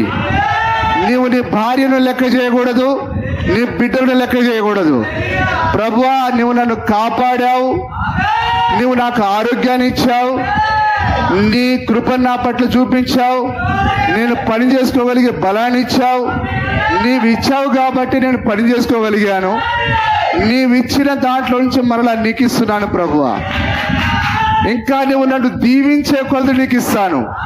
నన్ను ఇంకా దీవించు ప్రభువా, నన్ను నమ్ము ప్రభువా. ఎప్పుడైనా మాట్లాడావా? ఓ లోకంతో మాట్లాడమంటే, రాజకీయం గురించి మాట్లాడమంటే మీ నాలుకను లపలపలాడిస్తుందని హాలు తినండి, లేకపోతే ఏదో తినండి, ఆ పనికి మన విషయాలన్నీ మాట్లాడతారు. ప్రభు నన్ను నమ్ము ప్రభు, నేను యథార్థంగా నా దశభాగం తీస్తున్నా, నన్ను దీవి. నువ్వు నీ తండ్రి ఆయన, నేను చెప్పేది తప్ప? నీ తండ్రి కాదా ఆయన? నిన్ను పోషించు దేవుడు కాడా? హల్లెలూయా. దేవుని దగ్గర అడగవు, ప్రార్థన చేయవు, ఊరికే దేవుని వాక్యాన్ని పక్కన పెట్టి డబ్బు డబ్బు అంటే ఆ వచ్చిన కొద్ది గొప్ప డబ్బులు తీసుకొచ్చి ఇంట్లో పెడతావు, అవి దేనికో దానికో ఖర్చు అయిపోతాయి. కానీ నీకు ఆశీర్వాదం రావాలంటే తప్పకుండా నువ్వు నమ్మకమైన వాడు అని దేవుడి దగ్గర చూపించుకోవాలి. హల్లెలూయా. నన్ను నమ్ము ప్రభువా. అబ్రహాము నమ్మకంగా ఇచ్చాడా? మరి పాస్టర్ కాదు మిమ్మల్ని నమ్మేది, దేవుడు మిమ్మల్ని నమ్మాలి. ప్రైజ్ ది లార్డ్, హల్లెలూయా. ఎంతమంది వాక్యాన్ని ఆస్వాదిస్తున్నారు? వాక్యం మిమ్మల్ని సంతోషపెడుతున్నదా? నేను చెప్పేదంతా దేవుని మాటలేనా? అవును, ఇది దేవుని యొక్క అక్షరాల, ఇది రుజువు చేయబడిన వాక్యం. హల్లెలూయా. విలియం బ్రెనహాం మనకంటే చాలా పేదవాడు ఆయన, కానీ ఆయన మీటర్ రీడింగ్ తీసిన అందులో నుంచి దశభాగం తీశాడు. ఆయన కరెంటు పోలెక్కిన ఆ లైన్ మెన్గా ఉన్న ఆయన మొట్టమొదటిగా దేవునికి ఇచ్చాడు. ఆయన అప్పు ముందు కట్టలేదు, కానీ దేవుని డబ్బును దేవునికి ఇచ్చాడు. ఆయన ఎంతగా దీవించబడ్డాడు చెప్పండి? 90% దేవునికి ఇచ్చాడు, 10% ఆయన వాడుకున్నాడు. అదే విలియం బ్రెనహాం యొక్క దేవుడు మనకున్నాడు. హల్లెలూయా. ఈరోజు మీకు ఒక సాక్ష్యం చూపిస్తాను. నా సోదరుడు, వానికి నేను దశభాగం ఎందుకు తీయాలంటే, ఒకరోజు వాడు పడపడమని లేచి ఆడి నుంచి చర్చి మానేశాడు. ఏమైనా ఆశీర్వాదం వచ్చిందో ఆయన అడగండి. వచ్చే వారం ఆయనకి సాక్ష్యానికి టైం ఇవ్వండి. ఎందుకు ఇంత నష్టపోయాడు, ఈరోజు ఇంత అవమానకరమైన స్థితిలో ఎందుకున్నాడో అడగండి. సజీవ సాక్షి. ఒక సేవకుడిని అగౌరవపరిచిన వారందరూ నేను నా కళ్ళారా చూస్తున్నాను. నాతో పాటు సంఘ పెద్దలు కూడా సాక్షులుగా ఉన్నారు. నేను డబ్బుల కొరకు వచ్చిన వాడిని కాదు. నాకు డబ్బులు దేవుడు ఇచ్చాడు. డబ్బు కొరకు సేవ చేయవలసిన అవసరం నాకు లేదు. నేను అడుక్కునే భిక్షగాడిని కాదు. హల్లెలూయా. ఒకవేళ నాకు అవసరమైతే ఎవరి దగ్గర పోయి అడుక్కొని, బ్రదర్ మళ్ళా నీకు ఇస్తా, నన్ను నమ్మమని నా నమ్మకాన్ని రుజువు చేసుకొని అడుక్కొని మళ్ళా ఇస్తానే తప్ప, హల్లెలూయా, ఆ యొక్క నమ్మకాన్ని మాత్రం నేను కోల్పోను. దేవుని నామానికి స్తుతి కలుగును గాక. ఈరోజు దశభాగం ఇవ్వనందున ఎంత లాసు చెప్పండి? లాసా లాభమా? వాక్యమేనాది? నీ ఆశీర్వాదం అక్కడనే దాగబడి ఉన్నదని ప్రవక్త అన్నాడు. ప్రవక్త సవాల్ చేశాడు. దశభాగం ఇవ్వని వారికి నా సవాల్, మీరు దేవునికి ఇచ్చి మీరు చూడండి, దేవుడు మిమ్మల్ని ఆశీర్వదించకపోతే నా కాళ్ళను పట్టుకొని వేషధారణ నన్ను అడగమన్నాడు. విలియం బ్రెనహాం దీవించలేదా దేవుడు? మరి మనల్ని దీవిస్తాడా? చాలా మంది దయ్యాలు ఆ యొక్క లోకము డినామినేషన్ పాస్టర్లో దూరి దశభాగం ఇవ్వనక్కర్లేదు అంటే, ఉదాహరణకు నీకు 1000 వచ్చిందనుకో, ఎంత తీయాలి చెప్పండి? ఎంత తీయాలి? 100 రూపాయలు తీయాలి. కానీ వీడు కన్నింగ్ దేనికి రంధ్రం పెట్టాడో తెలుసా? 100 కాదు, 1000కి 1000 మొత్తం ఇవ్వాలి. అది వాని వెనకాల ఉన్న ఉద్దేశం. అది హల్లెలూయా. దశభాగం ఇస్తే 100 రూపాయలు వస్తుంది. కానీ మీరు ఏదైతే నిశ్చయించుకుంటారో 100 ఇస్తే ఏమంటాడు? దేవుని పని చేయాల్సింది చాలా ఉంది, 100 రూపాయలతో ఏమవుతుంది? కానీ దేవుడు నిన్ను అధికంగా ఇవ్వమని చెప్పట్లేడు. ఆయన ఎంతైతే ఇవ్వాలో అంతే ఇవ్వాలి. నీవు ఎక్కువ ఇచ్చినంత మాత్రం నీకేం ఆశీర్వాదం రాదు. హల్లెలూయా. దేవుడు 10వ భాగమని అడిగాడు. నిజమైన అబ్రహాము కాలం నుంచి ఇప్పటి వరకు అబ్రహాము ఎప్పుడు కాలం ఆడు కాబట్టి నేను పెంచుతున్నాను అన్నాడా? ఆ రోజు 10వ భాగమే, ఈ రోజు కూడా 10వ భాగమే. హల్లెలూయా. ఇంకా మనకు డబ్బు సంపాదన పెరిగింది. అయితే మీరు పేదవారైనప్పటికీ మీరు నమ్మకంగా దేవునికి ఇవ్వడం మొదలు పెట్టండి. దేవుడు నిన్ను, నీ కుమారులను, కుమార్తెను, నీ కుటుంబాన్ని దీవిస్తాడు. అందుకొరగే ఆ అనుభవం కలిగిన దావీదు మరి గవర్నమెంట్ సొమ్మును వాడలేదట. ఇప్పుడు ఆయన రాజు. ఆయన ఏదో ఒక పథకం పెట్టి అందులో డబ్బులు పక్కకు తప్పించి, బంగారం తప్పించి ఏం చేయవచ్చు? ఇదంతా దేవుని ఆలయానికి వాడమని చెప్పలేదు. కానీ దావీదు ఏమంటున్నాడు? ఇదిగో నేను ఇచ్చిన ఈ బంగారము, ఈ వెండి, ఇదిగో ఈ కర్రలు, ఇవన్నీ నా కష్టార్జితంలో నుంచి, ఇది ప్రభుత్వ సొమ్ము కాదు, ఇది నా కష్టార్జితంలో నుంచి అన్నాడా? హల్లెలూయా. అలాగనే దావీదు ఇచ్చాడు, మీరు కూడా ఇవ్వండి అన్నాడు. ఉందా అది సొలొమోను దేవాలయం కట్టే దగ్గర? ఆ విధంగా నిజంగా అందుకే దావీదు దేవుని యొక్క ఇష్టానుసారుడు, దావీదు దేవుని యొక్క హృదయానుసారుడు. హల్లెలూయా. నిన్న ఆయన నమ్మాలంటే దావీదు పాపములో పడిపోయినా దావీదును దేవుడు చంపకుండా ఎందుకు కృపరించాడు? ఎందుకంటే దేవుని కార్యాల పట్ల దావీదుకి అమితమైన ఆసక్తి ఉన్నది. అందుకే నువ్వు మరణానికి తగిన వాడవే, అయితే దావీదు భయపడవద్దు, నువ్వు కృపను పొంది ఉన్నావు. హల్లెలూయా. ఆ యొక్క బత్షెబాను చెరబట్టినప్పుడు వెంటనే దేవుడి యొక్క ఉగ్రత దిగి రావాలి. కానీ ఎందుకు అడ్డుపడింది అక్కడ? అంతకుముందు దావీదు చేసిన మంచి కార్యాలు నిజమేనా?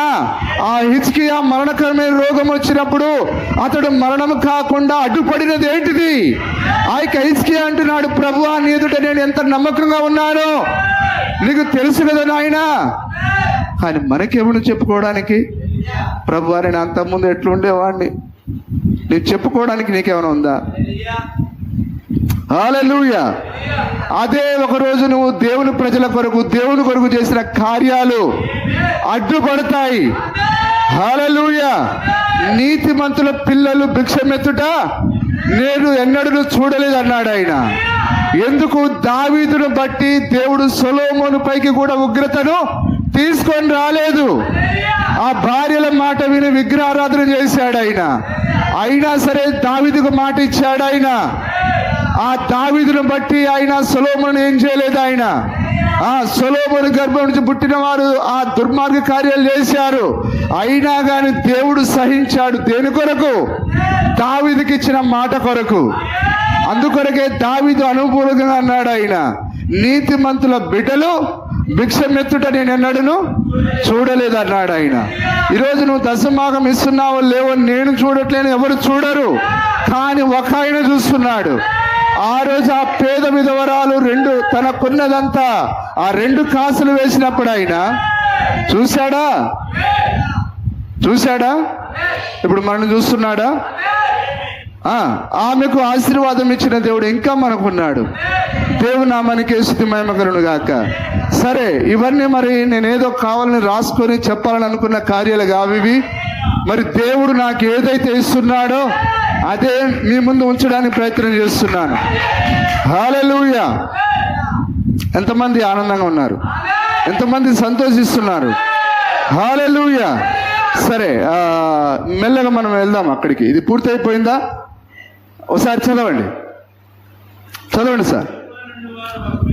వైపు తిరిగి పాపక్షమాపణ పొందుదురని వారు చూచుటకైతే చూచియు. ఈరోజు ప్రతి పాస్టరు ఏ నామూల బాప్తిసం పొందాలని చూస్తున్నాడు? చెప్పండి సార్, అర్థమే. నేను తిరిగి ఇలా మాట్లాడేది. వాళ్ళు అపోస్తల కార్యం 2:38 చదవట్లేరా? చూస్తున్నారా లేదా? అందరికి అర్థమవుతున్నదా? వారు చూచుట మట్టుకైతే చూచియు గాని గ్రహించట్లేరు. యేసుక్రీస్తు నామములో బాప్తిసం పొందాలని నువ్వు ఎంత చెప్పినా వారు దాన్ని తీసుకోవడానికి ముందుకు రావట్లేరు. కారణం ఏంటంటే వారు ఆశ్రయించిన ఆ బోధ తప్పుడు బోధ, వారి దగ్గర ఉన్న ప్రజలు వింటున్న బోధ తప్పుడు బోధ. ఆ పాస్టరు మారడు, ఆ పాస్టరు గ్రహించడు, వారి దగ్గర విశ్వాసులు గ్రహించరు. మీరు ఒకానొక సంఘ శాఖలో ఉండే ప్రజలను ఎన్నుకోరండి, వారిని మీరు వాక్యం చెప్పి చూడండి. లేదు సార్, మా అయ్యగారు ఇట్లే ఇస్తాడు, మేము అట్లే పొందుతాం, మా అయ్యగారు రైటు, మేము రైట్ అని అంటారు వాళ్ళు. నీ అయ్యగారిని బట్టి కాదు నీకు పరలోకం ఇచ్చేది ఆయన. నీ అయ్యగారు బైబిల్ పట్టుకున్నంత మాత్రాన రైట్ కాడు ఆయన. నువ్వేం చేయాలి? నీ అయ్యగారు వాక్యాన్ని చెప్తున్నాడా లేదా చూడాలి. దేవుడు పంపించిన అయ్యగారులు ఎవరు? 12 మంది అపోస్తలు. నీ అయ్యగారు ఇచ్చినట్లుగా తండ్రి కుమార నామలో ఇచ్చారా? ఇవ్వలేదు. కానీ అపోస్తలు ఏ నామలో ఇచ్చారు? అది చేసినప్పుడే నీ అయ్యగారు రైటు. అప్పుడు అది నువ్వు తీసుకున్నప్పుడు నీవు కూడా రైట్ అవుతావు. కానీ నీ అయ్యగారు అపోస్తల బోధను గ్రహించకుండా నీకు తండ్రి కుమార నామలో ఇస్తున్నాడు, నీవు గ్రహించకుండా నువ్వు అదే విధంగా తీసుకుంటున్నావు. అందుకొరకే సన్యాసి రాసుకుంటే బూడిద రాలితన్నట్టుగా గుడ్డివాడికి తోసు మేడల ఇద్దరు కలిసి గుంటలో పడుదురు అన్నాడు ఆయన. ఏ గుంట అది? పాతాళం అనే గుంట, అగ్నిగుండం అనే గుంట. అందులో నుంచి నువ్వు బయట పడాలంటే ఇప్పుడే అవకాశం. ఆ పాతాళం నుంచి బయటికి రావాలన్నా నీ శరీరంలో ప్రాణం ఉన్నప్పుడే నువ్వు ప్రయత్నం చేయాలి. చనిపోయిన తర్వాత కిందికో మీదికో అనే దానికి లేదుగా. హల్లెలూయా. నువ్వు ఇప్పుడు ఎట్లయితే స్పృహలో ఉన్నావో, ఇప్పుడు ఎట్లయితే ఎండ తీవ్రంగా ఉన్నప్పుడు ఏం ఎండరా ఇది, ఈరోజు ఎండ బాగుంది, వర్షం వస్తుంది కావచ్చు అని ఇప్పుడు ఎట్లయితే అంటున్నావు, ఫీలింగ్ ఉన్నదో, నువ్వు చనిపోయినా అదే ఫీలింగ్ లో ఉంటావు. అక్కడ భయంకరంగా నువ్వు పాతాళములు అరుస్తావు, చీకటి. అక్కడ నీవు ఎవరినైతే భూమి మీద ప్రేమిస్తావో వాళ్ళ పేర్లు చెప్పి అరుస్తావు, కానీ వారెవ్వరు నీ దగ్గరికి రారు. నీవు ఆ భయంకరమైన స్థితిని అనుభవించాలి.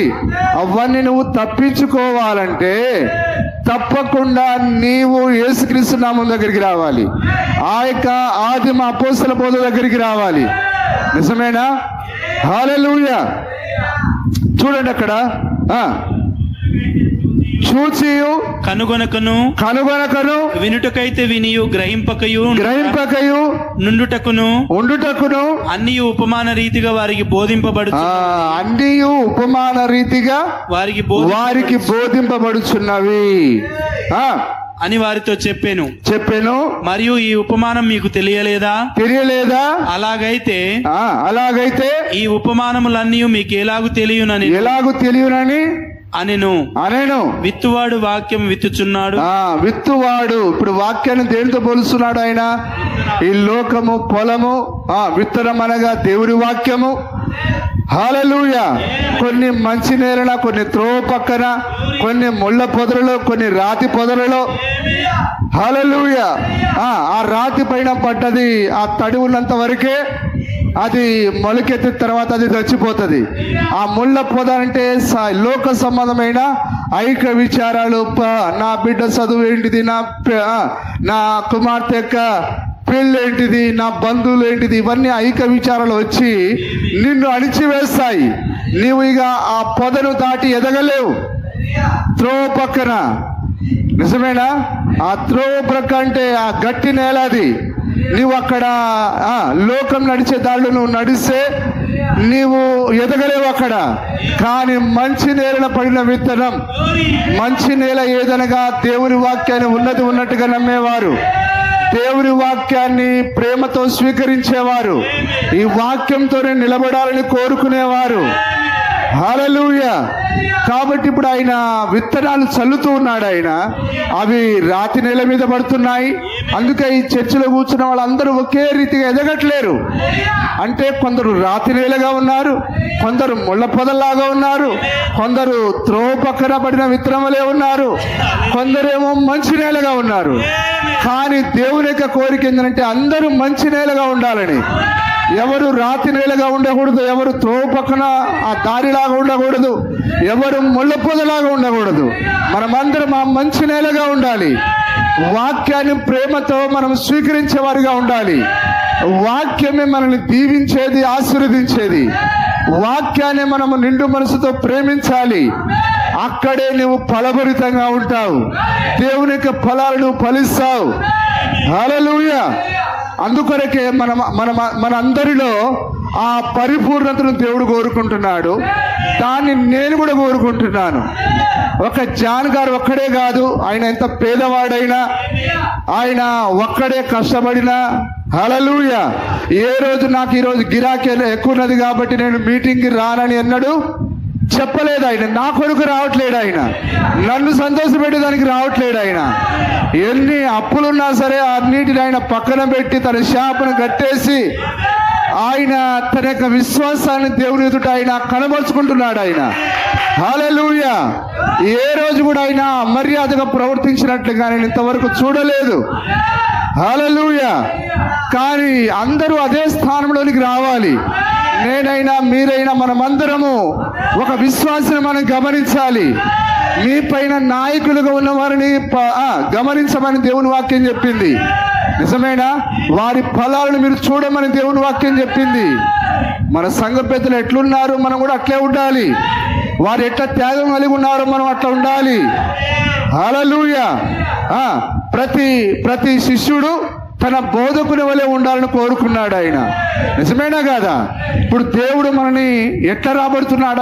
ఆయన వలె మనం ఉండాలని, ఆయన వలె మనం ఎదగాలని. హల్లెలూయా. దాసుడు తన యజమానుని కంటే, గొప్పవాడు కాడు. అయినా కానీ ఇప్పుడు ఆయన ఏం కోరుకుంటున్నాడు? మనం ఆయనలాగా ఉండాలని. ఏ తండ్రి అయినా కోరుకునేది ఏందనంటే తన కుమారుడు తన వలె ఒక ప్రయోజకుడిగా ఉండాలని. హల్లెలూయా. దేవుడు ఇప్పుడు కోరేది అదే. అందుకే తన మనసులో ఆయన దాచుకున్న ప్రతి మర్మాన్ని, వాక్యాన్ని ఆయన నీకు ఇచ్చాడు. ఆయన ఎందుకు? నీవు ఆయన పరిపూర్ణతలోనికి రావాలని, ఆయన సారూప్యంలోనికి రావాలని. నిజమేనా? అదే అదే ఏంటిది అది? అపోస్తలులను ప్రవక్తలు వేసిన పునాది మీద మీరు కట్టబడి ఉన్నారు. ఎఫెసు సంఘంతో ఏమన్నాడు ఆయన? అపోస్తలులను ప్రవక్తలు వేసిన పునాది మీద మీరు కట్టబడి ఉన్నారు. దేని కొరకు మనం కట్టబడ్డాం? ఆ యొక్క నిజమైన దేవాలయం కట్టబడేదానికి. ఎవరు ఆ నిజమైన దేవాలయము? యేసుక్రీస్తే ఆ దేవాలయమై ఉన్నాడు. మనం కూడా ఆ దేవాలయం లాగా ఉండాలని ఆయన అపోస్తల బోధ అనే పునాది పైన మనల్ని కట్టాడు ఆయన. నిజమేనా? పౌలు గారు అన్నాడు, నేను ఆ యొక్క నేర్పరి అయిన శిల్పకారుని వలె పునాది వేసి తిని మరొకడు దానిపైన కట్టుచున్నాడు. ఎవరైనా సరే ఆ పునాది పైన కట్టాలి. కానీ ఈరోజు సంఘ శాఖలు మరొక పునాదిని వేస్తున్నాయి, ఆ ఇసుకలో పునాదిని వేస్తున్నాయి. హల్లెలూయా. వాక్యం కాదండి ఇది? సంతోషంగా లేదా? హల్లెలూయా. ఎవరైనా సరే, అందుకొరకే పౌలు గారు అన్నాడు, దేవుడు తీర్పు దినాన నా స్వార్థ ద్వారా తీర్పు తీర్చును అన్నాడు ఆయన. ఏది? క్యాథలిక్ వారిని, పోపు గారిని పిలిచి, నాయనా పోపుల వారా, కుమారుడా, ఇటు రమ్ము, నీ యొక్క కట్టుకథల పుస్తకమును ఇలాగ తీసుకొని రండు అని అంటాడు ఆయన. హల్లెలూయా. ఒకే ఒక బోధ ఉన్నదా? ఆ యొక్క గలిలయ కొండ దగ్గర ఆయన ఒక మారని బోధన ఇచ్చాడు ఆయన. యుగ సమాప్తి వరకు సదాకాలం మీతో కూడా ఉన్నానన్నాడు ఆయన. నేను మీకు ఏ ఏ సంగతులను ఆజ్ఞాపించి తినో వాటన్నిటినీ, అంటే నేను ఆగి చెప్తున్నానంటే మీరు దాన్ని పూరించాలని. పరీక్షలో ఏమిస్తాడు వాడు? పూర్తిగా చెప్పడు. ఖాళీలను పూరింపుడు అని అంటాడు. అంటే ఖాళీలను పూరించాలి, విద్యార్థి పని అది. ఖాళీలను పూరించాలి, అప్పుడే నువ్వు ఎగ్జామ్లో పాస్ అయినట్టుగా. హల్లెలూయా. ఇప్పుడు ఆయన CSI AA సిద్ధాంతాలతో బోధ చేస్తున్నదో ఆ పుస్తకాన్ని తీసుకొని రమ్మని చెప్పాడు ఆయన. పెంతెకోస్తు పుస్తకాన్ని తీసుకొని రమ్మని చెప్పాడు ఆయన. కానీ పౌలు గారు ఏ వాక్యాన్ని అయితే బోధించాడో పౌలు గారి పత్రికలను ఎత్తుకుంటాడు ఆయన. నిజమేనా? అలసిపోయారా సార్? సరే, అయిపోయింది, నా సమయం కూడా అయిపోయింది, నేను ముగిస్తాను. దేవుని నామానికి స్తుతి కలుగును గాక. ఆయన వేరే వేరే పుస్తకాలను తీసుకొని తీర్పు తీర్చాడు, కానీ ఆయన ఒకే ఒక పుస్తకాన్ని తీసుకుంటాడు ఆయన. అదే మారని అపోస్తల బోధన తీసుకుంటాడు ఆయన. అదే బైబిల్ గ్రంథాన్ని తీసుకుంటాడు ఆయన. హల్లెలూయా. దీని ప్రకారంగా పౌలు గారు యేసుక్రీస్తు నామములో ఇచ్చాడు. పౌలు గారు స్త్రీ బోధకులను అంగీకరించలేదు. పౌలు గారు ఆ యొక్క జుట్టు కత్తిరించడాన్ని అంగీకరించలేదు. పౌలు గారు ఆ యొక్క ఏమంటారు ప్రభురాత్రి భోజనాన్ని పగులు చేయడానికి ఆయన అంగీకరించలేదు ఆయన. కాబట్టి పౌలు గారేమో ఇలాగ చేస్తే నీవెందుకు మరొక విధంగా చేశావు? కాబట్టి పౌలు గారి బోధ ప్రకారంగా నువ్వు లేవు కాబట్టి వీని కాళ్ళు చేతులు కట్టి వెలుపట చీకటి గదిలో పడవేయమంటాడు ఆయన. నిజమేనా? హల్లెలూయా. దేవుడు నామానికి స్తుతి కలుగును గాక. దేవుడు ఆజ్ఞలు ఇచ్చాడు ఆయన. ఆజ్ఞ అతిక్రమమే పాపములోంచి జీతం మరణమై ఉన్నది. కాబట్టి అపోస్తల బోధ అంటే ఏదో కాదు సార్, అది దేవుని యొక్క ఆజ్ఞలై ఉన్నవి. అందుకొరకే ప్రభు అక్కడ అంటున్నాడు, ఆ మత్తయి సువార్త 28:20లో చదవండి. 28:20లో ఏం చెప్తున్నాడో చూడండి, చదవండి, త్వరగా చదవండి. నేను మీకు ఏ ఏ సంగతులను ఆజ్ఞాపించి తినో వాటన్నింటినీ నేను ఎంత వివరంగా చెప్పినా మీకు ఎందుకు వాక్యం అర్థం కాదో నాకు అర్థం కావట్లేదు. మనము ఎక్కడ సందర్భం చెప్తే అక్కడికి వెళ్ళిపోవాలి. హల్లెలూయా. లూసిఫర్ గురించి పరలోకంలో ఉన్నప్పుడు ఎట్లా ఉండేవాడు అంటే మనం ఎక్కడికి పోవాలా? పరలోకానికి వెళ్ళాలి మనం. మోసేని గురించి నీకు అర్థం కావాలంటే మోసే కాలానికి నువ్వు వెళ్ళాలి. మనం టైం ట్రావెల్ చేయాలి వెనక్కి. హల్లెలూయా. అప్పుడే నీకు ఆ పరిస్థితులను అర్థమవుతాయి. ఇప్పుడు యోహాను ఎక్కడికి వెళ్ళాడు? ఆ భవిష్యత్తులోనికి ఎత్తబడ్డాడు ఆయన. అప్పుడే ఈ భవిష్యత్తులో జరుగుతున్న కార్యాలన్నీ ఆయన రాయగలిగి ఉన్నాడు ఆయన. నేను ఇక్కడే ఉంటాను సార్ అంటే కుదరదు. నీవు ముందుకైనా వెళ్ళాలి, వెనక్కైనా వెళ్ళాలి. హల్లెలూయా. ఈరోజు జరుగుతున్న తప్పిదం ఏంటిదంటే ప్రతి కాలంలో జరుగుతున్నది అదే. ఆ ప్రజలందరూ కూడుకొని ఏం చెప్తారట? దేవుడు ఆల్రెడీ చేసిన కార్యాలను దేవుడు మన పితరుల కాలంలో ఇట్లా చేశాడు, అట్లా చేశాడు, ఆయన నామానికే వందనములు అని చెప్తారట. అలాగనే ఆయన భవిష్యత్తులో చేయబోయే కార్యాలకు దేవునికి వందనాలు చెప్తారట. కానీ వారి కాలంలో జరుగుతున్న కార్యాలను విడిచిపెడతారట. కానీ దేవుడు అవి మంచివే, కానీ నీ కాలంలో ఏం చేస్తున్నాడు ఆయన? నీ దినమును దాని వర్తమానమును గుర్తించుట. దేవుడు నీ కాలానికి ఒక వర్తమానం ఇచ్చాడు ఆయన. నువ్వు దాన్ని గుర్తించకపోతే నువ్వు నాశనానికి వెళ్తావు. దేవుడు ఈ కాలంలో ఒక ప్రవక్తను పంపించాడు. ప్రవక్తను పంపించి ఆయన వాక్యాన్ని పునరుద్ధరింపజేశాడు ఆయన. క్యాథలిక్ ద్వారా రోమన్ క్యాథలిక్ ద్వారా ఈరోజు ఉన్న ఈ సంఘాల ద్వారా ఆ పడిపోయిన బలిపీఠము, పడిపోయిన వాక్యాన్ని మరలా ఆయన పునరుద్ధరిస్తూ ఉన్నాడు ఆయన. మరలా దాన్ని నిర్మిస్తూ ఉన్నాడు ఆయన. అక్కడే మనం ఉన్నాం, అక్కడే మన బలిని అర్పిస్తున్నాం, అక్కడనే దేవుడు మనల్ని అంగీకరిస్తాడు ఆయన. హల్లెలూయా. నిజమేనా? నేను మీకు ఏ సంగతులను ఆజ్ఞాపించితినో మీరు ఆ అయ్యగారి దగ్గరికి వెళ్ళి, అయ్యగారు మాకు ఇన్ని చెప్తున్నారు కదా, మరి అపోస్తులు చేశారు అయ్యగారు. అమ్మగారు ఇక్కడ నిలబడి వాక్యం చెప్తుంది. ఏ అపోస్తుడైనా వాళ్ళ భార్యను నిలబెట్టారు అయ్యగారు? లే, నన్నే అడుగుతావురా? అయ్యగారికి వ్యతిరేకంగా మాట్లాడకూడదని తెలియదా? అసలు నువ్వు అయ్యగారు అయితే కదా. హల్లెలూయా. వాక్యంలో ఉన్నది చెప్పాలి. లేదురా అయినా పర్వాలేదు అన్నాడు అనుకో, అయ్యో అయ్యగారు ఏదో తేడా ఉంది నీలో ఉన్న అభిషేకం అది దేవుని అభిషేకం కాదు. ఆ రోజు ఏదైనా తోటలో సర్పంలో ఉన్న అభిషేకం. ఆదాము చెప్పిన దానిని ఆ సర్పం చెప్పలేదు. అపోస్తుడైన పౌలు చెప్పింది నువ్వు చెప్పట్లేవంటే నీలో ఏదో తేడా ఉన్నది. అక్కడి నుంచి నువ్వు పరిగెత్తుకొని పారిపోవాలి. అవ్వ కూడా ఆ రోజు అదే చేయాలి. మా ఆదాం చెప్పింది నువ్వు చెప్పట్లేవు కాబట్టి అక్కడి నుంచి ఆమె ఎస్కేప్ అవ్వాలి. కానీ ఎస్కేప్ అవ్వక వాడి మాట నమ్మి మరణానికి కొని తెచ్చుకున్నది. ఈరోజు అంతే. నీ అయ్యగారు కాదు నీకు ప్రాముఖ్యం, అపోస్తుల యొక్క బోధ నీకు ప్రాముఖ్యం. అందుకొరకే నేను మీకు ఏ సంగతులను ఆజ్ఞాపించితినో వాటన్నిటిని గైకొనాలి. మరి దేవుడు ఏమేం చెప్పాడో నీకు ఎటు తెలుస్తుంది? అందుకొరకే నువ్వు అపోస్తల కార్యం చదవాలి, అందుకొరకే రోమా పత్రిక చదవాలి, అందుకొరకే కొరింథీ పత్రిక చదవాలి, అందుకొరకే గలతీ పత్రిక చదవాలి, అందుకొరకే ఎఫెసీ పత్రిక చదవాలి, ఫిలిప్పు పత్రిక చదవాలి, తీతు పత్రిక చదవాలి, 1 తిమోతి 2వ తిమోతి. ఇవన్నీ నువ్వు చదివితేనే, ఎబ్రీ పత్రిక చదివితేనే ఆ 1 పేతురు 2వ పేతురు యాకోబు పత్రిక, యూదా పత్రిక. యూదా కూడా ఏమన్నాడు? ఒకే ఒక అధ్యాయం అది, కానీ చాలా స్పష్టమైన అధ్యాయం.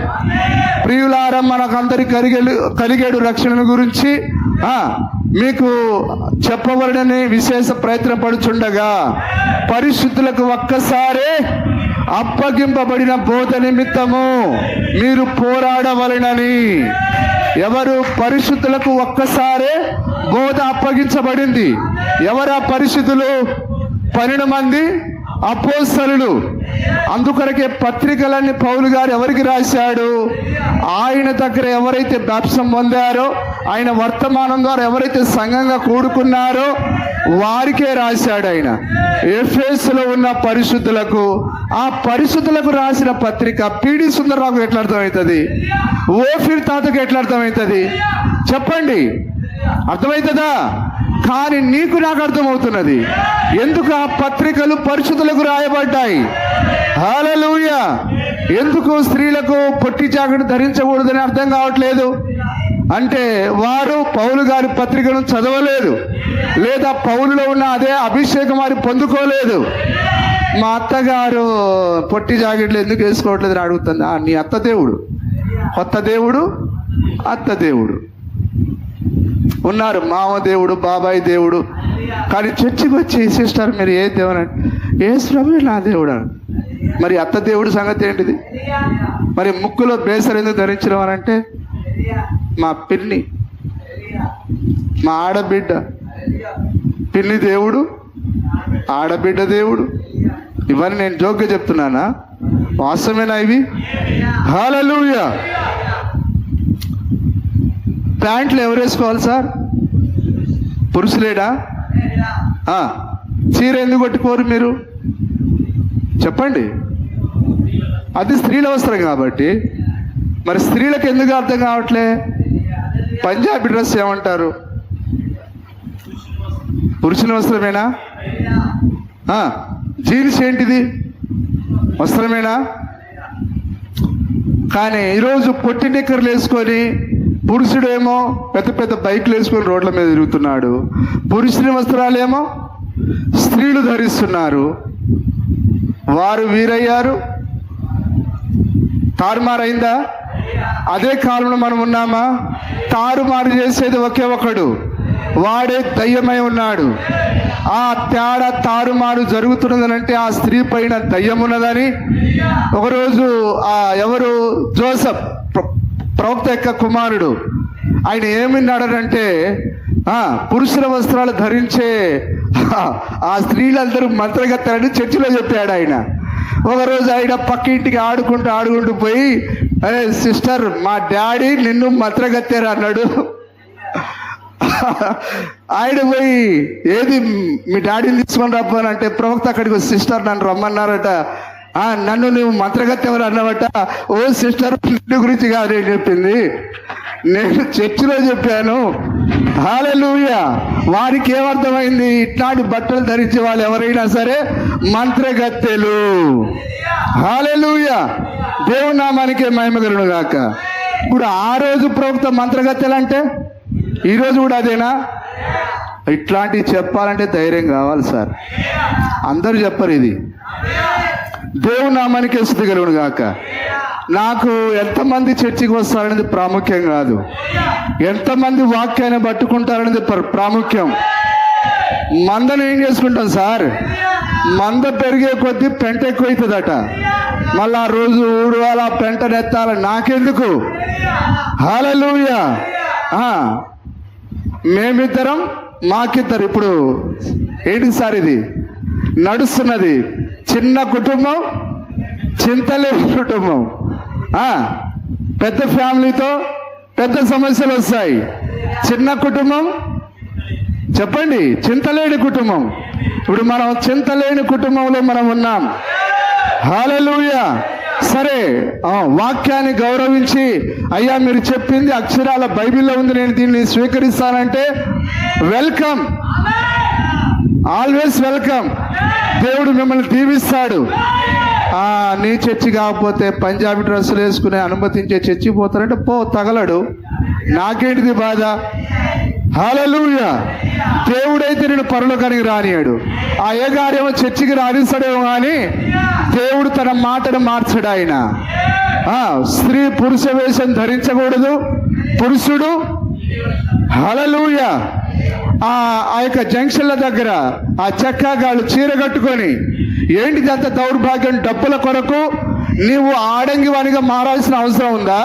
అటు ఇటు గానుడుగా మారాల్సిన అవసరం ఉందా? ఏంటిది ఇంత ఏమైన కార్యము? ఘోరమైన కార్యాలు. వాడు గమనించండి, క్రైస్తవ పెళ్లి చేసుకున్నా ఎక్కడైనా ఫ్లెక్సీలు పెట్టారా? అక్కడికి వాళ్ళు దిగుతారు. ఎవరు ఏమంటారు వాళ్ళని? ఇంకో పేరు సార్, ట్రాన్స్జెండర్స్. హల్లెలూయా. అవయవ మార్పిడి కలిగిన వారు. వాళ్ళు మన దగ్గరికి వస్తే ఎంత గలీజ్గా ఉంటుంది.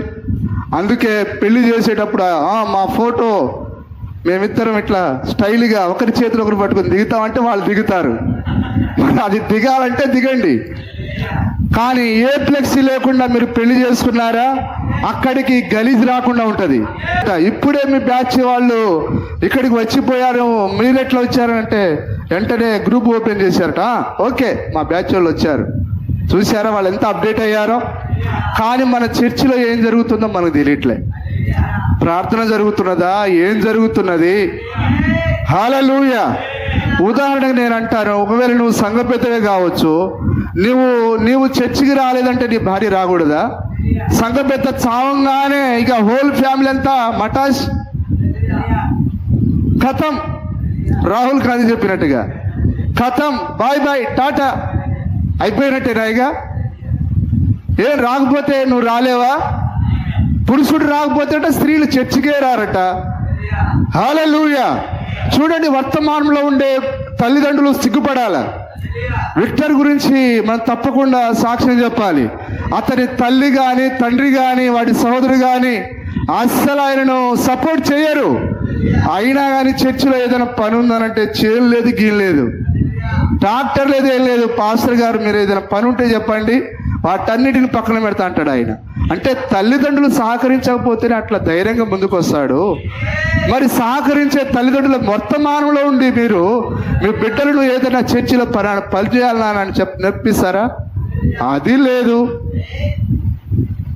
కానీ మనం ఎక్కడ ఎదిగామనేది మనకు అర్థం కావట్లేదు. హల్లెలూయా. దేవుని నామానికే స్తుతి కలుగును గాక. ఓకే, ఇప్పుడు మనం ఎక్కడున్నాం? దేవుడు అన్నాడు, నేను మీకు ఏ సంగతులను ఆజ్ఞాపించుతునో వాటన్నిటినీ గైకొనమని చెప్పాడు ఆయన. కాబట్టి దేవుడు తన సంకల్పాన్ని, ఉద్దేశాన్ని, తన యొక్క ఆలోచన ఆయన ఆ యొక్క 12 మంది అపోస్తలులకు ఇచ్చాడు ఆయన. దాన్ని ఈరోజు ఈ పత్రికలన్నీ దేవుని యొక్క ఆలోచనలు, ఆ అపోస్తలుల యొక్క సొంత ఆలోచనలు కావవి. హల్లెలూయా. అందుకొరకే మరి చివరి మాట చదవండి. 1 కొరింథీ పత్రిక 14వ అధ్యాయం 34వ వచనం. 14:34 1 కొరింథీ. నేను ముగిస్తాను. మౌనంగా ఉండవలెను. స్త్రీలు సంఘములో మౌనంగా ఉండవలెను. వారు లోబడి ఉండవలసినదే గాని మాట్లాడుటకు వారికి సెలవు లేదు. మాట్లాడటకు అంటే భర్తతో మాట్లాడకూడదు అనేది కాదు, దాని అర్థం అది కాదు. లేకపోతే పాస్టర్తో మాట్లాడకూడదు అని అర్థం కాదు. కానీ ఆమె ప్రసంగించడానికి మాట్లాడకూడదు. నిజమేనా? ఇలాగు ధర్మశాస్త్రమును చెప్పుచున్నది. ఎందుకంటే ధర్మశాస్త్రం అంటే మోసే రాసిన ఆది కాండములో ఏముంది? నీ భర్త పట్ల నీకు వాంఛగలుగును, అతడు నిన్ను ఏలును. కొంతకాలం నీవు వెళ్తావు, కొంతకాలం ఆయన వెళ్తాడని చెప్పలే. నీ భర్త పట్ల నీకు వాంఛగలుగును, అతడు నిన్ను ఏలును. కానీ కయీనుతో ఏమన్నాడంటే, నీ పట్ల పాపానికి వాంఛ ఉంటది, నీవు పాపాన్ని ఏలుతావు. అందుకొరకే ఇప్పుడు పాపానికే భర్తలీళ్ళు ఎవరు? డినామినేషన్ పాస్టర్లు. అందుకొరకే పాపము వీళ్ళకు లోబడతా ఉన్నది. హల్లెలూయా. ఇలాగు ధర్మశాస్త్రమును చెప్పుచున్నది. వారు ఏమైనా నేర్చుకున్న గోరిన ఎడల ఇంట తమ భర్తలను అడగవలెను. అందుకొరకే అందంగా ఉన్నాడు, బుర్ర ముక్కోడు, బుర్ర మిసాలోడు,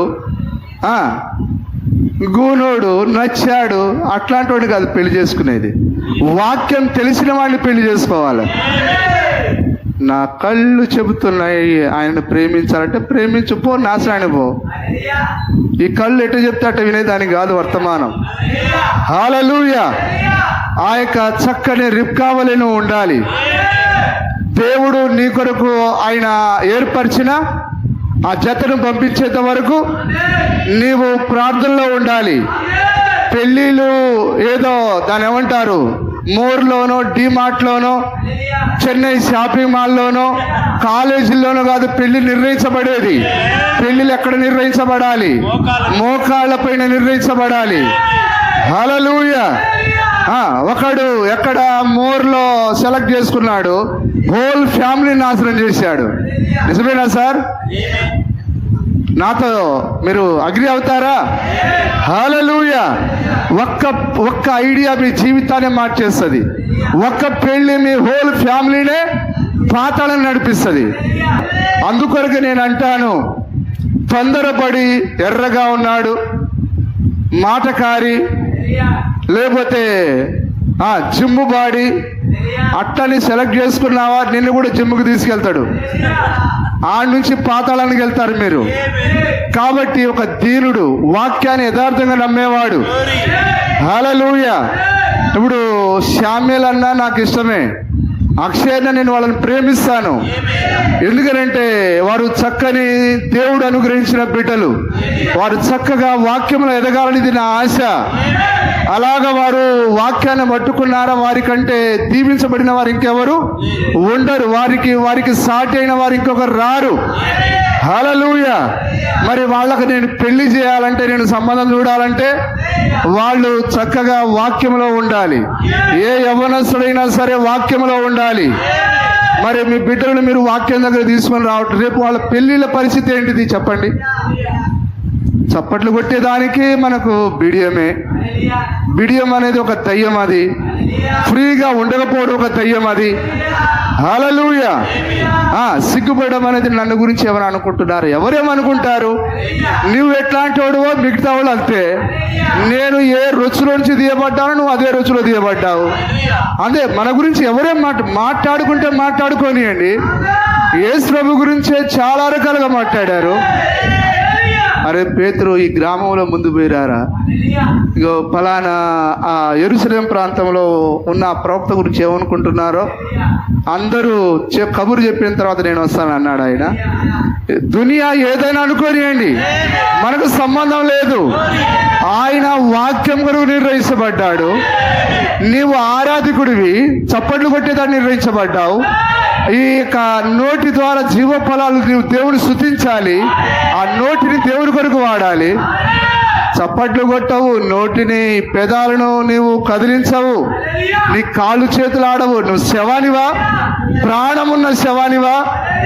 శవాలను మనం ప్రాణం లేని శవాలను అంటున్నాం ఇప్పుడు, కానీ ప్రాణమున్న శవాలు కూడా వస్తున్నాయి చర్చిలకి. కాబట్టి తల్లిదండ్రులారా, నేర్పించండి బిడ్డలకు. హల్లెలూయా. దేవుని నామానికి స్తుతి కలుగును గాక. సరే, మరి అందుకే సిండే గారు చెప్పినట్టుగా పాస్టర్ని ఎప్పుడు ఒక దగ్గర నమ్మకూడదట. నేను ముగిస్తాను అంటే ఇంకేదో మన కథ ముడినట్టే ఇంకా ముందుకు పోతాడని. సరే, చివరికి చదవండి. వారు ఏమైనా నేర్చుకున్న కోరిని ఎడల ఇంట తమ తమ భర్తలను అడగవలెను. ఇప్పుడు అర్థమవుతుందా? స్త్రీలు ఎలాంటి వారిని పెళ్లి చేసుకోవాలి? వాక్యము తెలిసిన వారిని. హల్లెలూయా. దేవుడు చూపించిన వారిని. సంఘంలో స్త్రీ మాట్లాడుట అవమానము.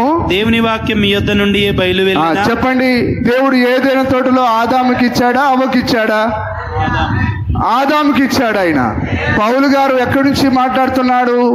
ఆ యొక్క ధర్మశాస్త్రం ఏదేల నుంచి మాట్లాడుతున్నాడు. ఆయన దేవుని వాక్యం ఆదాము దగ్గరికి వచ్చింది. మీ యొద్ద నుండే బయలు వెళ్ళేనా? మీ యొద్దకు మాత్రమే వచ్చేనా? ఎవడైనను తాను ప్రవక్తనని అయినను ఆత్మ సంబంధి. పౌలు గారు ఎవరు? ప్రవక్త. అన్యజనుల కాలానికైనా ప్రవక్త మరియు అపోస్తుడు. ఆయన మర్చిపోయారు అంతలో. అన్యజనుల సంఘానికైనా అపోస్తుడై ఉన్నాడు. ఆయన ప్రవక్త అయి ఉన్నాడు. ఆయన నేను ప్రవక్తనని అయినను ఆత్మ సంబంధినని అయినను మీరు తలంచిన ఎడల నేను రాయుచున్నవి ప్రభు యొక్క ఆజ్ఞలు. పౌలు గారి యొక్క పత్రికలను ఏంటిది? దేవుని యొక్క ఆజ్ఞలు. ఈరోజు సంఘ శాఖలలో పౌలు గారి మాటలు లెక్క చేయట్లేదు. దాని అర్థం ఏంటిది? వారు దేవుని యొక్క ఆజ్ఞలను అతిక్రమించారని. ఎక్కడ యేసుక్రీస్తు నామం దగ్గరే వాళ్ళు తప్పిపోయారు. అందుకే వారి బోధ అంతా తప్పిపోయిన బోధగానే ఉంటుంది. ఎక్కడ కూడా వారు కరెక్ట్గా ఉండరు. హల్లెలూయా. మరి ఈరోజు మనం ఈ మారని వాక్యంతో నిలబడిన మనం ఎంతో ధన్యులమై ఉన్నాం. మీరు దీవించబడిన ప్రజలై ఉన్నారు. దేవుడు మిమ్మల్ని అందరినీ సమృద్ధిగా దీవించునుగాక. మీ ప్రతి అవసరతను దేవుడు తీర్చునుగాక. God bless you all.